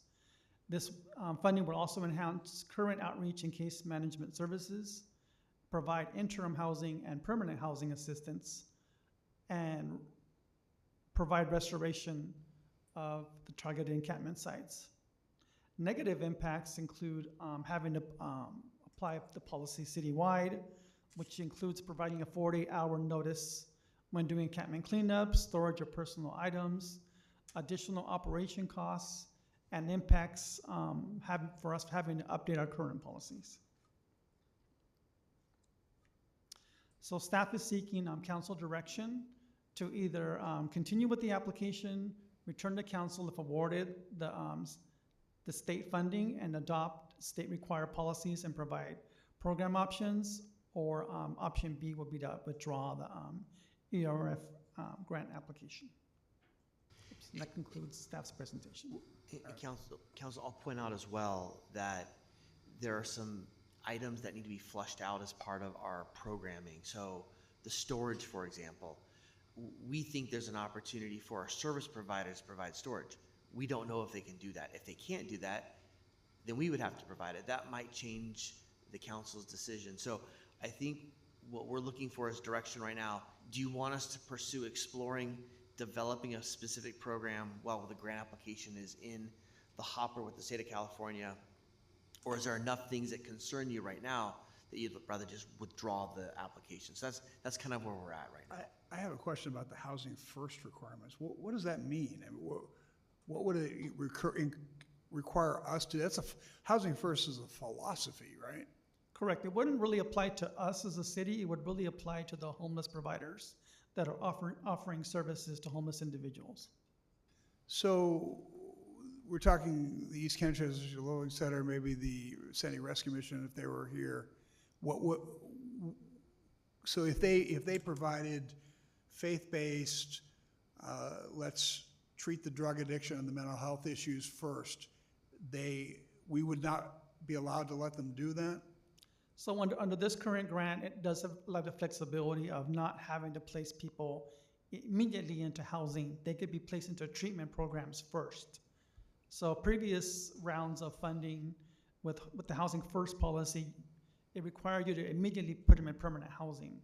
With this round of funding, it has more flexibility to ask people to go into some of these other options first before going into ECTLC or to going into permanent housing. In council, most of our funding already has our hands tied with housing first policy. So the rescue mission, the council just approved money from PLH money to help them, they've agreed to the housing first model for that money. The difference here is it applies everywhere in the city for every user. So the Salvation Army, for example, right now they do the Way Back Home program. They're not required under our current policy to use housing first model. But if the council were to, if the city were to accept this grant money, we would then have to require every service provider, every program that we offer for at least a 2.5-year period in which we're using the grant money to follow the housing first model. So that's the concern. If we can go back to the slide though, the reason we felt it was important of the map, the reason we felt it was important to show the overlay of where the zone is for the grant application and then where most of our cases are, you can see that the majority of our homeless provision services right now are already in that zone. And so if we were to accept the grant, we'd already have to use that heightened rule for those individuals anyway. So that's the catch-22 with this program. Questions? Yeah, Michelle. Hi, thanks for the report. So, how many people, that map right there, how many people do you think that roughly represents? In our grant application, we approximately we would serve 100 people. 100 people? 35 will go into permanent housing, 30 will go into interim shelter. Okay, 35 perm and 65 for transitional, you said? Transitional and permanent housing. Okay. All right. And how many beds do we have in El Cajon available? Well, I mean, there's at least a total of 300 at ECTLC. But through this grant, we'll be dedicating beds at ECTLC for people that are served from this area. Okay. And have we previously looked at the cost of holding on to the personal belongings, what that would cost us? I think we have, haven't we? We did some analysis. We presented it a few months ago. We estimated the cost, which included the cost of building the facility. Sure. But about $1 to $1.5 million. And then there would be an annual cost to manage it. I can't remember what that is, much less than $1 million. But it's in the, I think, over $100,000 to manage that program annually. Okay. So this grant is what, 5,000 or 5 million? 5.3 million. 500 million? 5.3 million. Oh, 5.3. I was like, 500 million, cool. And we could do a lot with that. I don't know. You know, I'm just thinking, we already have services here. We're already spending, you know, grants that we have. We already have our service providers going out there. I mean, you know, because you and I have been in many, many meetings together for the task force on homelessness, and you know where my heart lies, but we're already putting out a lot, and I don't like the fact that they've got a lot of restrictions being put on us, which, you know, San Diego Rescue Mission, we've already talked about. You know, they've got a pretty low barrier to go into their lighthouse facility or lighthouse program. So that's already kind of being covered. I don't know. I question, are there going to be any city funds needed to kind of bolster this grant? Or would this grant cover everything? Because honestly, we know that our homeless, there is a large number of chronic homeless that no matter what you offer them, no matter how many times you approach them, I've given them, gotten phone calls, got them on the phone with the intake person at San Diego Rescue Mission. Yeah, they're all ready to go. You call up the next day, a couple days later, and yeah, they never showed up. They never took the services. I personally have called Dr. Julie at ECTLC, gotten beds ready. Person never shows up. Unless I personally have taken them there, which I have, they don't show up. And I just hate to see another program come in that is not going to really get us any more progress than what we're already doing with. So thank you very much for your information. Steve? January 13th, agenda report, encampment storage program, said one of the drawbacks was implementation would also slow current encampment cleanup operations.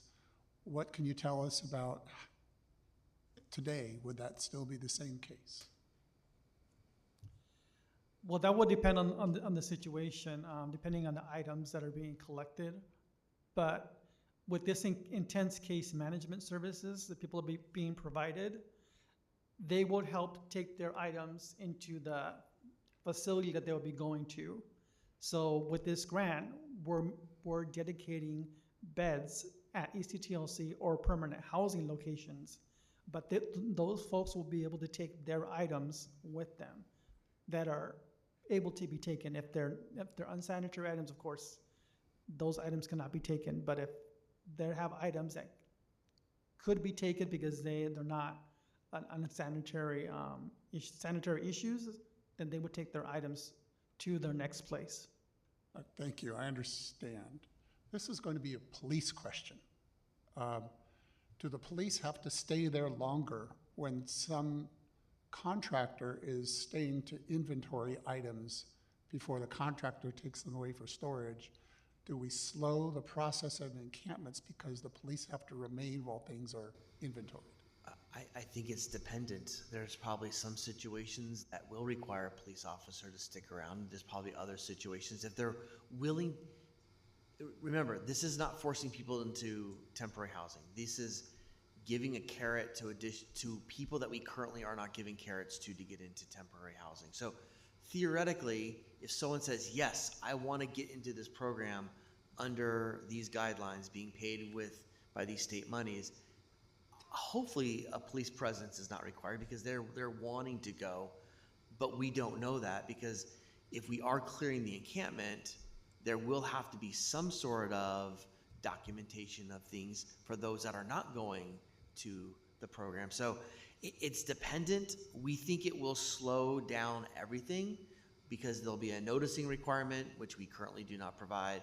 There will be a storage requirement, which we currently do not provide.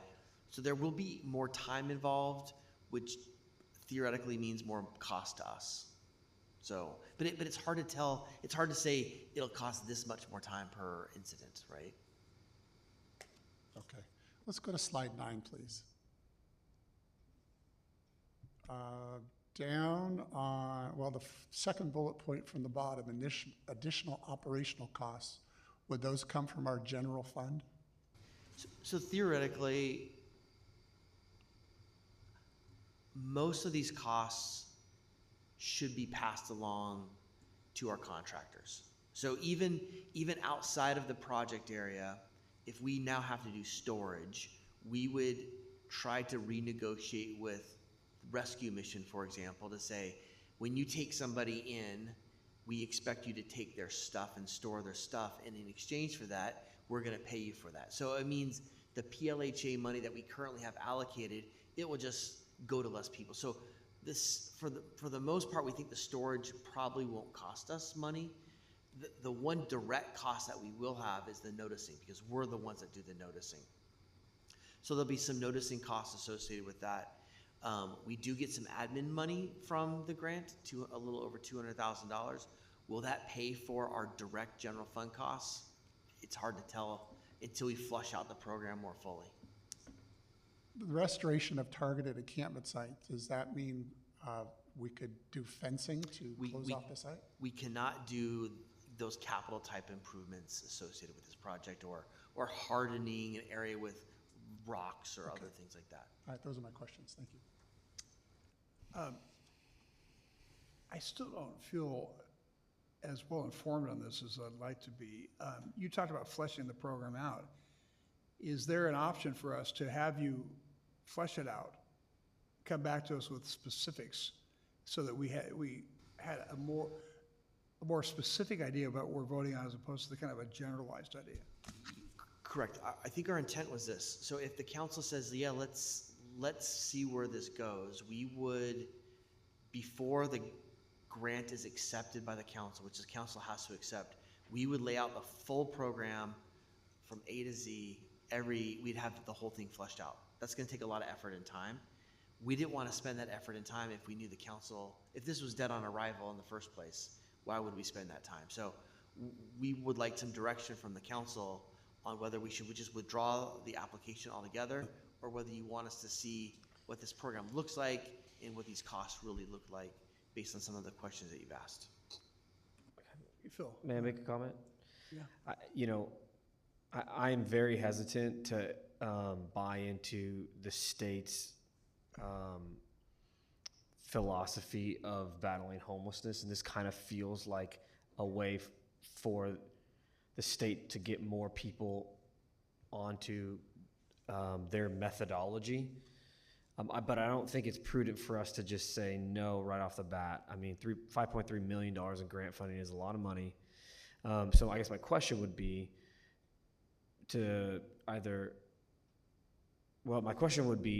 is this reimbursement funding, or is this $5.3 million of the bank that we get to spend it? We get to bank it. We get to bank it. They'll send us the money, and then it's not a reimbursement. It's not a reimbursement. So is there an opportunity for us to try it and see if this works? And then if we don't like the methodology and how, our partners with our homeless partners, if they're saying this is very cumbersome and the whole storage thing, and our police is saying, hey, the 48-hour thing isn't working, can we just say, hey, you know what, we're going to opt out of the funding and we'll send back the money less the cost of whatever we've done? Is that an option? Most agreements have termination of clause or termination of convenience. Okay. So we would have to look at a grant agreement to see what the wording is in the agreement, and then if that decision is made. I'm kind of of the mind. Oh, are we just doing questions? I'll hold our comments later. So. Okay. Gary?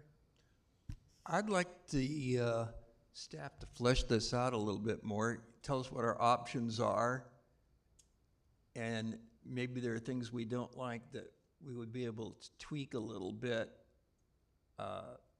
to make it work for the city. $5 million is a lot of money, and I think it can make things better than worse just looking on the periphery of things. But I think we need more information, and this could end up being a really good thing for the city, but we don't know yet. We don't have enough information. But I'd like to move forward in having the city staff analyze it. Before we do, I've been thinking about this, and it just feels wrong to me to adopt what I consider a tremendous failure of the state of California, the Housing First policy. I can't think of a worse public policy that California's engaged in. So although the part of me that would love to get free money is intrigued, I think it puts the handcuffs on us that I don't like. So either way would be fine, but to my mind, I've already pretty much decided, so I'm going to vote against this because I don't want to make the staff do unnecessary work. That's where my head's at. Yeah, Steve? Public comment or Yeah, let's go to public comment. Yeah. Are there any speaker cards on the side? We have one speaker, Chuck K. And sir, we'll call you back if we need you. I think we're good. Hey, good afternoon, Chuck K., live in District 1. I would ask that you follow Mr. Ortiz on this. I've been talking to a lot of folks where I live, and they're very frustrated with the amount of visible homelessness down here. I actually talked to the manager over at Testo Pesto, and she described the Father's Day, where she had some fathers with their kids, and there were some homeless folks got into a brawl right in her eating area, and the cops arrived ultimately, but they weren't able to prevent the mayhem and the nonsense that went on. I agree. Yeah, the housing first requirement, that does sound a little dangerous. However, I think the right move would be to go ahead and flesh that thing out, proceed with the application process.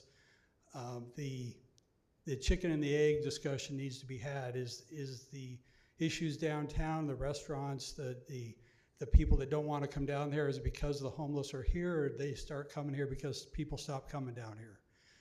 I think you'd be looking at a grateful community if you took a little harder look at maybe making this grant work for the city. Thank you. Thank you, Mr. K. All right, back to discussion. I'd love to hear what you all think. Well, it sounds like, and thank you, Jose, for putting together the pros and cons and where we're going to have to change our policies. It sounds like the largest shift in what we're already doing is the 48-hour notice, which is going to slow things down because I submit encampments in my app and it is done extraordinarily quickly. Is 48 hours a huge difference?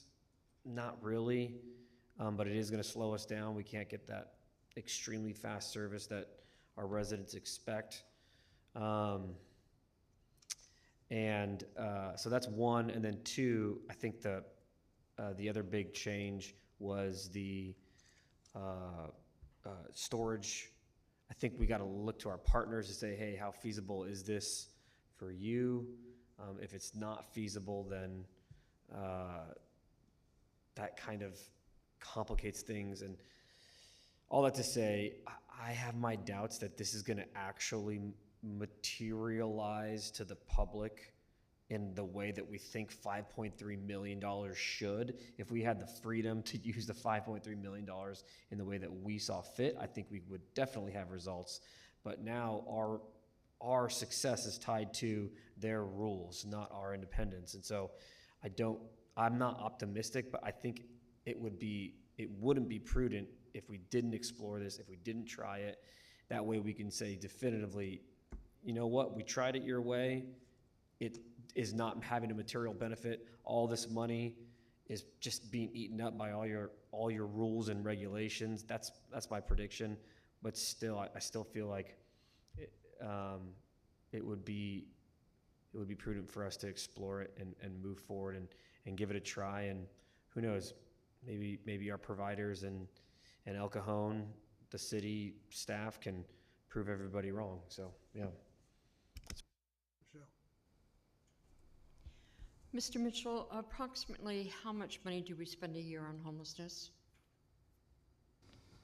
I don't recall our last, well, we give a report every 6 months. You're due for one soon. That's a question. There's two different things there. How much general fund money do we spend, or how much total money do we spend? How about total? I'm looking at staff right now.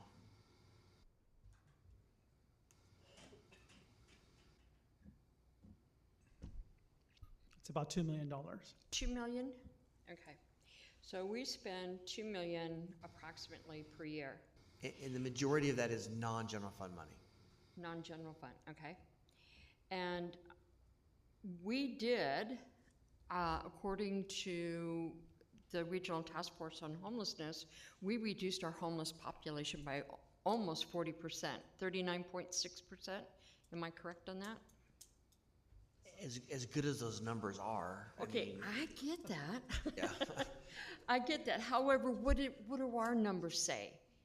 What have we, through our point in time count, our personal point in time count, what do our numbers say? We haven't done the second time count yet, so we don't really have data there. Okay. All right. Because, I mean, it seems like it has been reduced to a certain extent. We expend all this money every year, and we've done 2 million plus for how many years now? As long as I've been on the council and farther beyond. And we're reducing it, but we still have a large number, we still have a large homeless population. And no matter how much we do, and I understand Mr. K's comment about the public and what they would like to see, and I would like to see that as well. However, we've been spending all this money all these years, And we've been able to reduce it, but the public still isn't happy with anything that we do anyway. The public feels that we're not doing anything for homelessness. They look at them and they see that and they go, oh, why aren't you doing anything? I don't know. How much money have we spent? And our dashboard and everything else that we put out there for the public to look at, it's there. Work is being done. But it is, as we say on the streets, whack-a-mole, unfortunately. And so my question is if we are going to look into this grant, is it just boosting what we're already doing? Is it really going to make that much of an impact? Because right now we're already spending $2 million. And I'm concerned that it's just pouring more money into organizations that are not going to be increasing their numbers, that are not going to be increasing their outreach, that are not going to be increasing the beds. It's just a chance for more money. I would like a lot of transparency. If this is going to happen, if we're going to go forward with it, I would want a lot more transparency than what we have. And I'm not denigrating your efforts at all. You have been transparent, and we've got everything on our dashboard and everything else is out there. But the public does not see that. No matter how much we put out, the public still doesn't see it. Just like Mr. Giardino said, that happened at the trolley station. So I kind of want to see it be fleshed out a little bit more, but I've got to see a lot more benefits to even try and negotiate with the state or try to be interactive with the state, because I'm seeing results now. It's not as fast as everybody would like it, and it's not as complete as everyone would like it, but we all know that the homeless situation is a far, far complicated issue, and you just can't keep throwing money at it. And that's what I feel like we would be doing. We'll get this grant, and yes, it's free money, but I think we would just be throwing money out there and not, the results are not going to speak for themselves. The results are not going to be there, even though we got extra money going out. Thank you. Gary. A question for the city manager.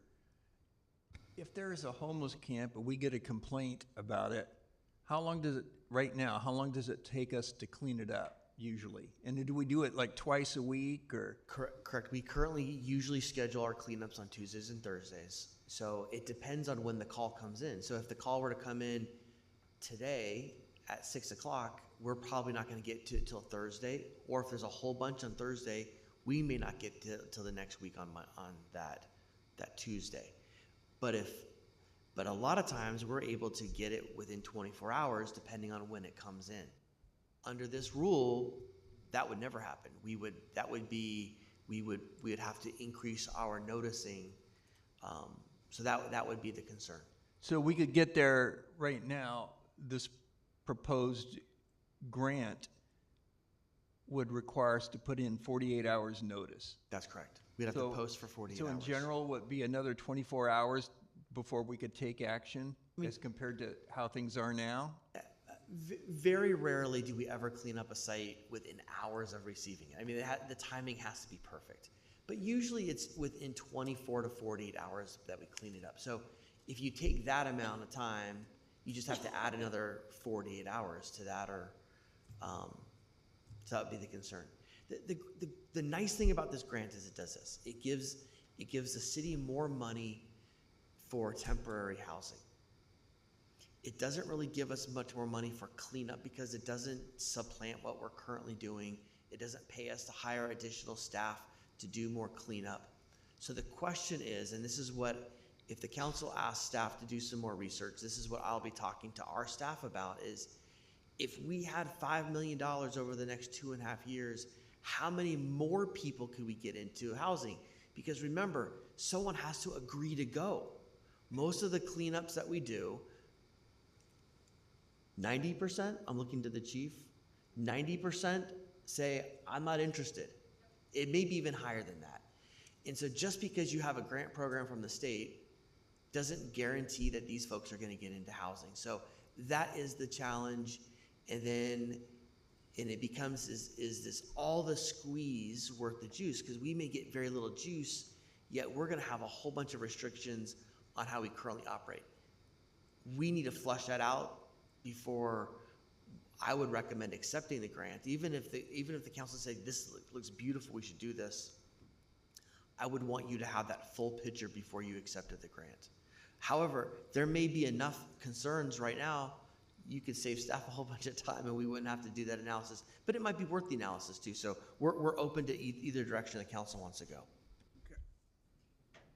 Mr. City Manager, sorry, can you clarify one statement? You said that this grant funding would not go, none of the grant funding could go to our cleanup efforts? So it does not supplant what we're currently doing. So our commitment as part of the grant, there's no matching requirement, but there is a requirement to continue the expenditures of what we've been doing in the past. I mean, and it doesn't give us the money, enough money to go hire a whole bunch of staff to go do additional cleanups. It really is focused on service providers to do outreach and service providers to provide housing, temporary and long-term permanent housing. So that's where the money is really intended for, is that area. But then we would have to augment that with our staff to go out and do the actual cleanup. Okay, all right, thank you. Yeah, I think it would be time for us to reinvigorate the El Cajon Community Cleanup Group. Mr. Goebel and Mr. Ortiz, the three of us need to get back out there again because we can't afford to keep cleaning it up. Look at CVS. If you've been through the CVS parking lot lately, it's disgusting in there. So what are we gonna do? I still have some comments I'd like to make. No, go ahead. I'm just asking. I'm understanding basically all of this money goes to third-party providers. Very little of it, perhaps 5%, goes to the city. Correct, because most of it goes for outreach, which we don't have outreach workers, or to housing, which we don't have housing. So if we had our own shelters and we had outreach workers, all of it could go to us. But in our situation, you're exactly correct. My point is, $5 million is not coming to us. It's going to service providers. It's going for ECTLC, emergency shelter money. It's going to, it's not coming to us. 5% for admin is, which is a couple $100,000. So the question is, would $5 million injected into service providers around us change the trajectory of homelessness in El Cajon when 90% of the people say, no thanks? That's kind of a question to answer. In the meantime, for giving $5 million to service providers, the city now has new restrictions, 48-hour restrictions, slower police clearing of encampments. The question I also have is, if it can't be used for capital, how can a third-party provider create a structure where things are kept? Fencing, crates, containers, if the money can't be used for structures? Is that a restriction just on us or on the third-party providers? We actually think you can use it for that kind of capital. If you're creating if you're expending money to meet state policy, we think you can spend money on that. But fencing around a Caltrans right-of-way does not comply with state policy. Nonetheless, I just see the restrictions on us outweighing the benefit of these service providers getting $5 million of cash money, and it's not going to change your trajectory when 90% of the people say no thanks. I think it would. I'm with the mayor on this. I value staff's time, and I think the state has put too many handcuffs on this one for me to vote yes. Gary. Yeah, I just need more information. I don't want to walk by something that might end up helping us. Let's analyze this, so let's have staff analyze it some more. And then if it looks like it doesn't work, we don't vote for it. So it sounds like we've got two schools of thought. One is that we pass it back to staff to have them analyze it and bring it back to us, and the other is to reject it out of hand today. So I'm looking for a motion for either one of those, and if one passes, then if one doesn't pass, then we'll go on to the next. But Gary? Okay, I'll make a motion that we send it back to staff to flesh this out so we can make an informed decision. I just don't have enough information right now. Is there a second? No. No, seeing no second, would somebody like to make a different motion?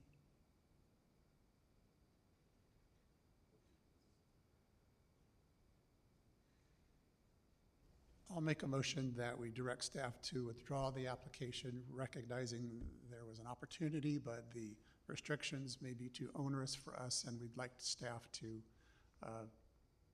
use their time elsewhere. Second. Moved and seconded, please vote.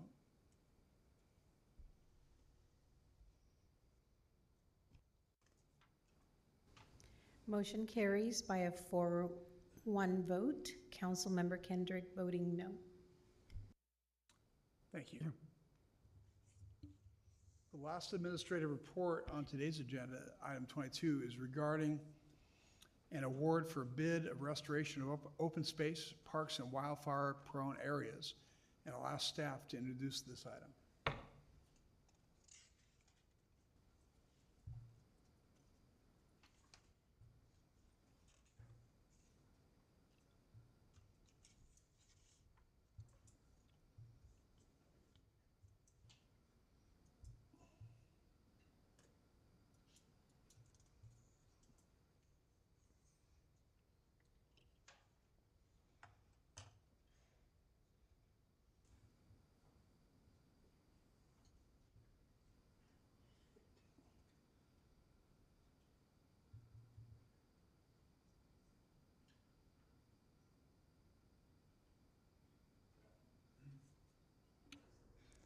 Good afternoon.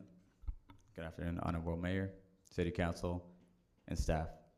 My name is Andrew Villalobos, and I am an assistant engineer with the Development Services Department. I come before you to request the authorization to award a contract to the lowest responsive bidder for the restoration of open space, parks, and wildfire-prone areas project.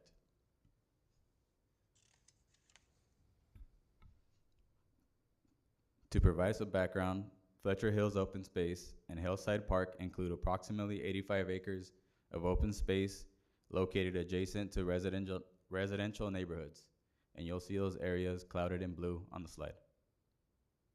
Over time, these areas have experienced significant vegetation growth and the spread of invasive plant species, creating additional fuel loads and increasing wildfire risk to nearby homes and the community. To address these concerns, the city secured a $3.1 million grant through the San Diego River Conservancy in 2022 under State Senate Bill 85 to implement a comprehensive wildfire mitigation program focused on reducing wildfire risk while improving emergency access and long-term vegetation management.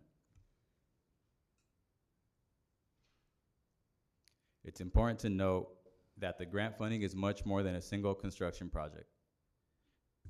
The city developed a comprehensive wildfire resilience program made up of 7 major components managed between engineering staff, Public Works, and Heartland Fire. And those 7 components can be seen on the slide.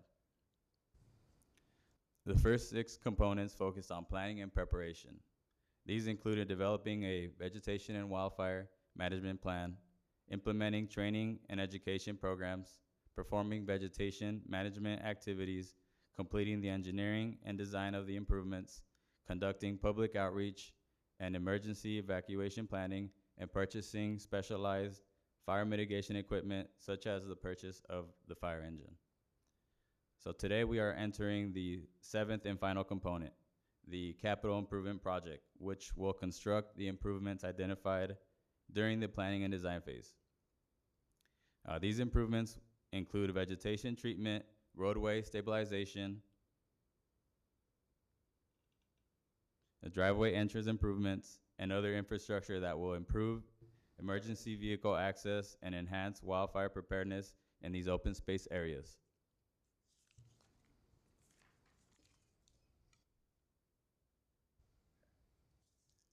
Okay, so this slide here summarizes the project's major milestones over the past year and a half.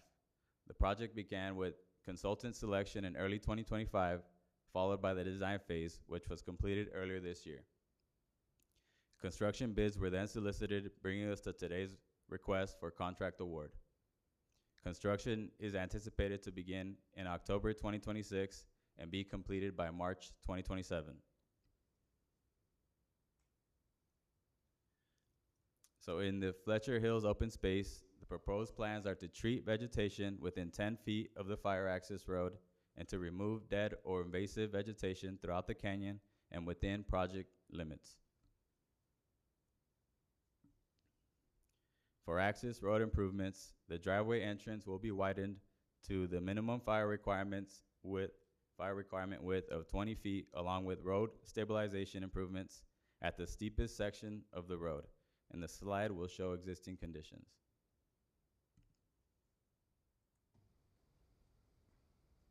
All right, so at Hillside Park, the proposed plans are to also treat vegetation within 10 feet of the fire access road and to remove dead or invasive vegetation within project limits. A driveway entrance will be created at one end of the access road, followed by a driveway entrance widened to the minimum fire requirement of 20 feet at the other end to improve access for a fire engine. Pictures on the slide show existing conditions. To conclude this presentation, staff recommends that the City Council adopts the next resolutions in order to, 1, approve plans and specifications for restoration of open space, parks, and wildfire-prone areas, bid number 00427. 2, find the apparent second and third low bidders non-responsive for the reasons set forth in the agenda report. And 3, award the bid to the lowest responsible bidder, NEMA General Contracting, in the amount of $461,737. Now this concludes my presentation, and I'd be happy to answer any questions. Thank you. Thank you very much. Go ahead, Michelle. Hi, thank you for your report. So, question, NEMA General Contracting, they don't have any experience in vegetation treatment. I don't see that on their website. So what makes them qualified to do that? Because as far as like Hillside goes, I know that, yes, I agree that we need to be hardened, I guess you would say, for fireproofing. But I also know that the aesthetics of that park looks really good.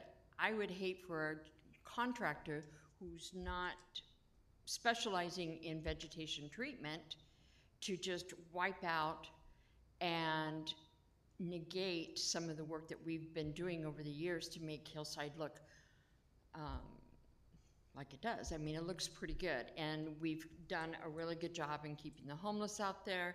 We have things that have been damaged, and the city's been very responsive in getting out there. My husband goes out there quite frequently with our dog, so he knows that whole area. So my concern is NEMA doesn't have that type of experience. Theirs is more your typical general contractor. So I'm just kind of curious what made them better than anybody else. Sorry. No problem. Thank you for the question. I can't speak on if they have lots of experience doing these kinds of projects, but part of the specs do require a biologist to be out there with them and monitor the locations they'll be treating. We will have inspectors also out there daily to make sure they are following the specs and the plans. Okay, so they're going to be providing a biologist to go out there?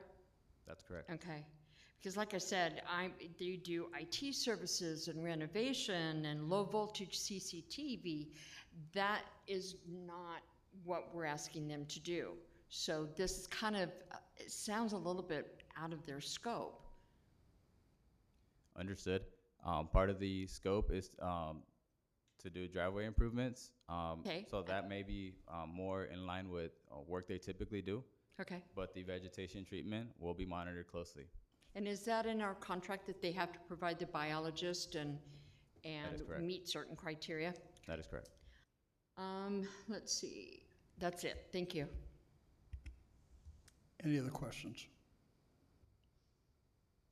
I know. Thank you very much for coming. Thank you. Do we have any speaker cards on this item? Yes, sir, we have one from Sherry Ashbaugh.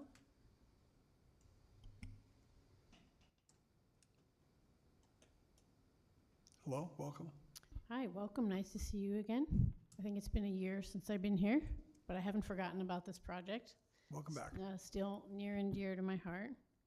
A couple of comments to kind of echo a few things of what I've heard.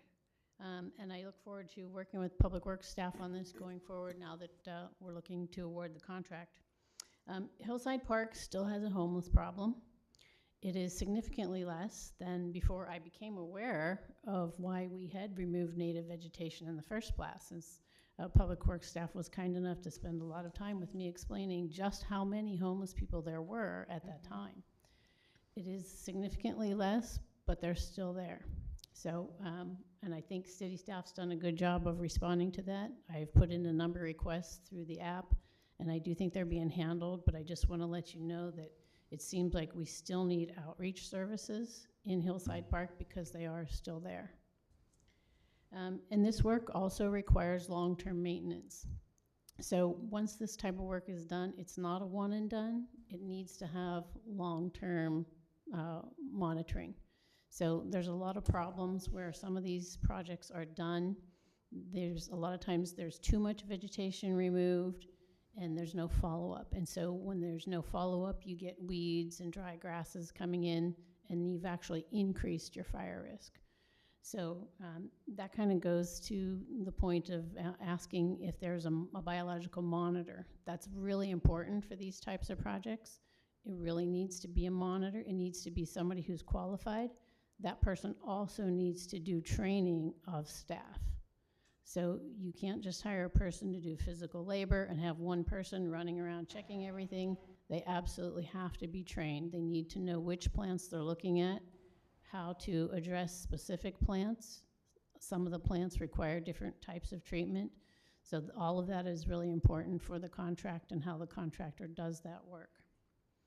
And also, on the follow-on note, follow-on is long-term. Generally, the recommendation is about a 3-year program. That can include even watering and just looking at maintenance of the plants and the vegetation themselves. As an example, also in Hillside Park, I had submitted another service ticket as well. There were about 10 or 12 coast live oak trees that were planted in the upper area, and they all look like they're dead at this point in time. So to me, as a biologist, that looks like we didn't have adequate watering for that 2 to 3 year time period. Because normally what you would do is start with heavier watering the first year, wean them off gradually over a 3-year period. So it's a little sad to see that we've lost about 10 or 12 trees that in other areas of the park have survived pretty well. So just some notes that I want to share with you on this. Again, I'm still interested and I still would like to work with our staff on this and get it done right. Hillside Park for me is important. I think it's probably the only park in the city where we have that significant amount of native vegetation. You know, we have a lot of great parks, we have a lot of nice ball fields and in other areas, but we have very little that's actually just native vegetation. So, thank you. Thank you very much. Thank you. I think that those are really great comments. Okay, back to council for discussion and motion. Well, I think that the primary mission of local government is to protect the citizens. And part of that is making sure their house doesn't burn up from a brush fire. So I think this is money well spent. I know there's a huge brush fire potential in Hillside Park. I've gone through many times through there, and there's just, and there's a lot, there are homeless that are there too. And I think the less brush we have, the less problem we'll have with the homeless. So I think it helps us in two ways. One is it keeps our citizens safe because it lowers the amount of combustible material in the area. And once a fire in there gets started, it's going to move really fast. The other thing I think we need to do, and I really appreciate the previous speaker talking about the oak trees that died. I think we need to get a little bit of water up there to keep the oak trees going for a while. I know we have they're talking about a super El Nino this winter, so we could get a whole bunch of water and a whole lot of brush growth. So I think it's important that we address that situation. I like the idea of being able to widen the road and be able to get the fire trucks in there. I would hate for one of our fire trucks to get stuck trying to get to a big fire, and and it's very dangerous for the firefighters if they don't have a clear path. So that's important to me. I think this is a win-win all the way around. Anybody else? I'll make a motion to adopt the resolution approving the plans and specifications for the restoration of open space, parks, and wildlife-prone areas. Find the apparent second and third low bidders non-responsive, and award the bid to the lowest responsible bidder. Second. Okay, moved and seconded, please vote.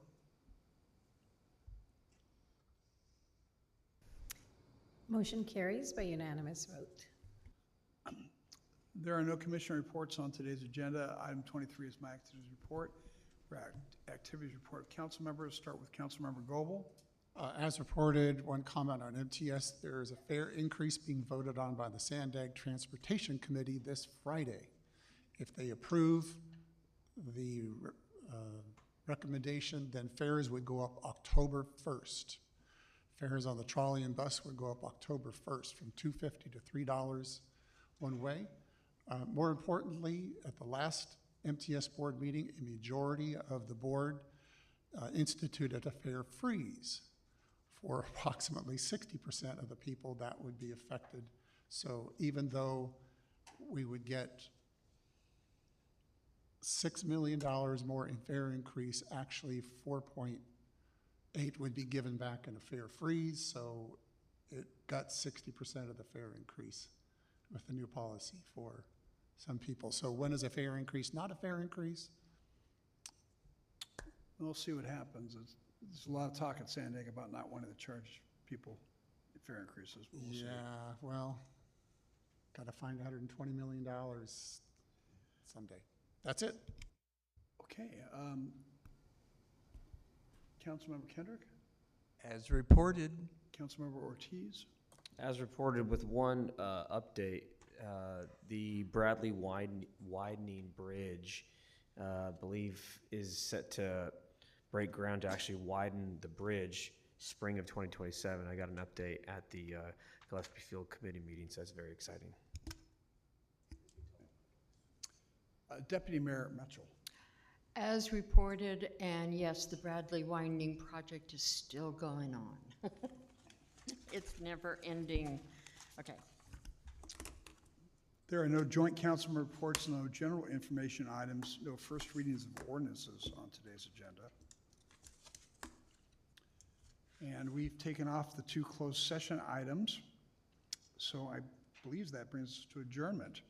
The regular joint meeting of the El Cajon City Council, El Cajon Housing Authority, successor agency to the El Cajon Redevelopment Agency, held this 14th day of July 2026, adjourned till Tuesday, July 28th, 2026 at 3 o'clock p.m. Thanks very much. See you then. Graham.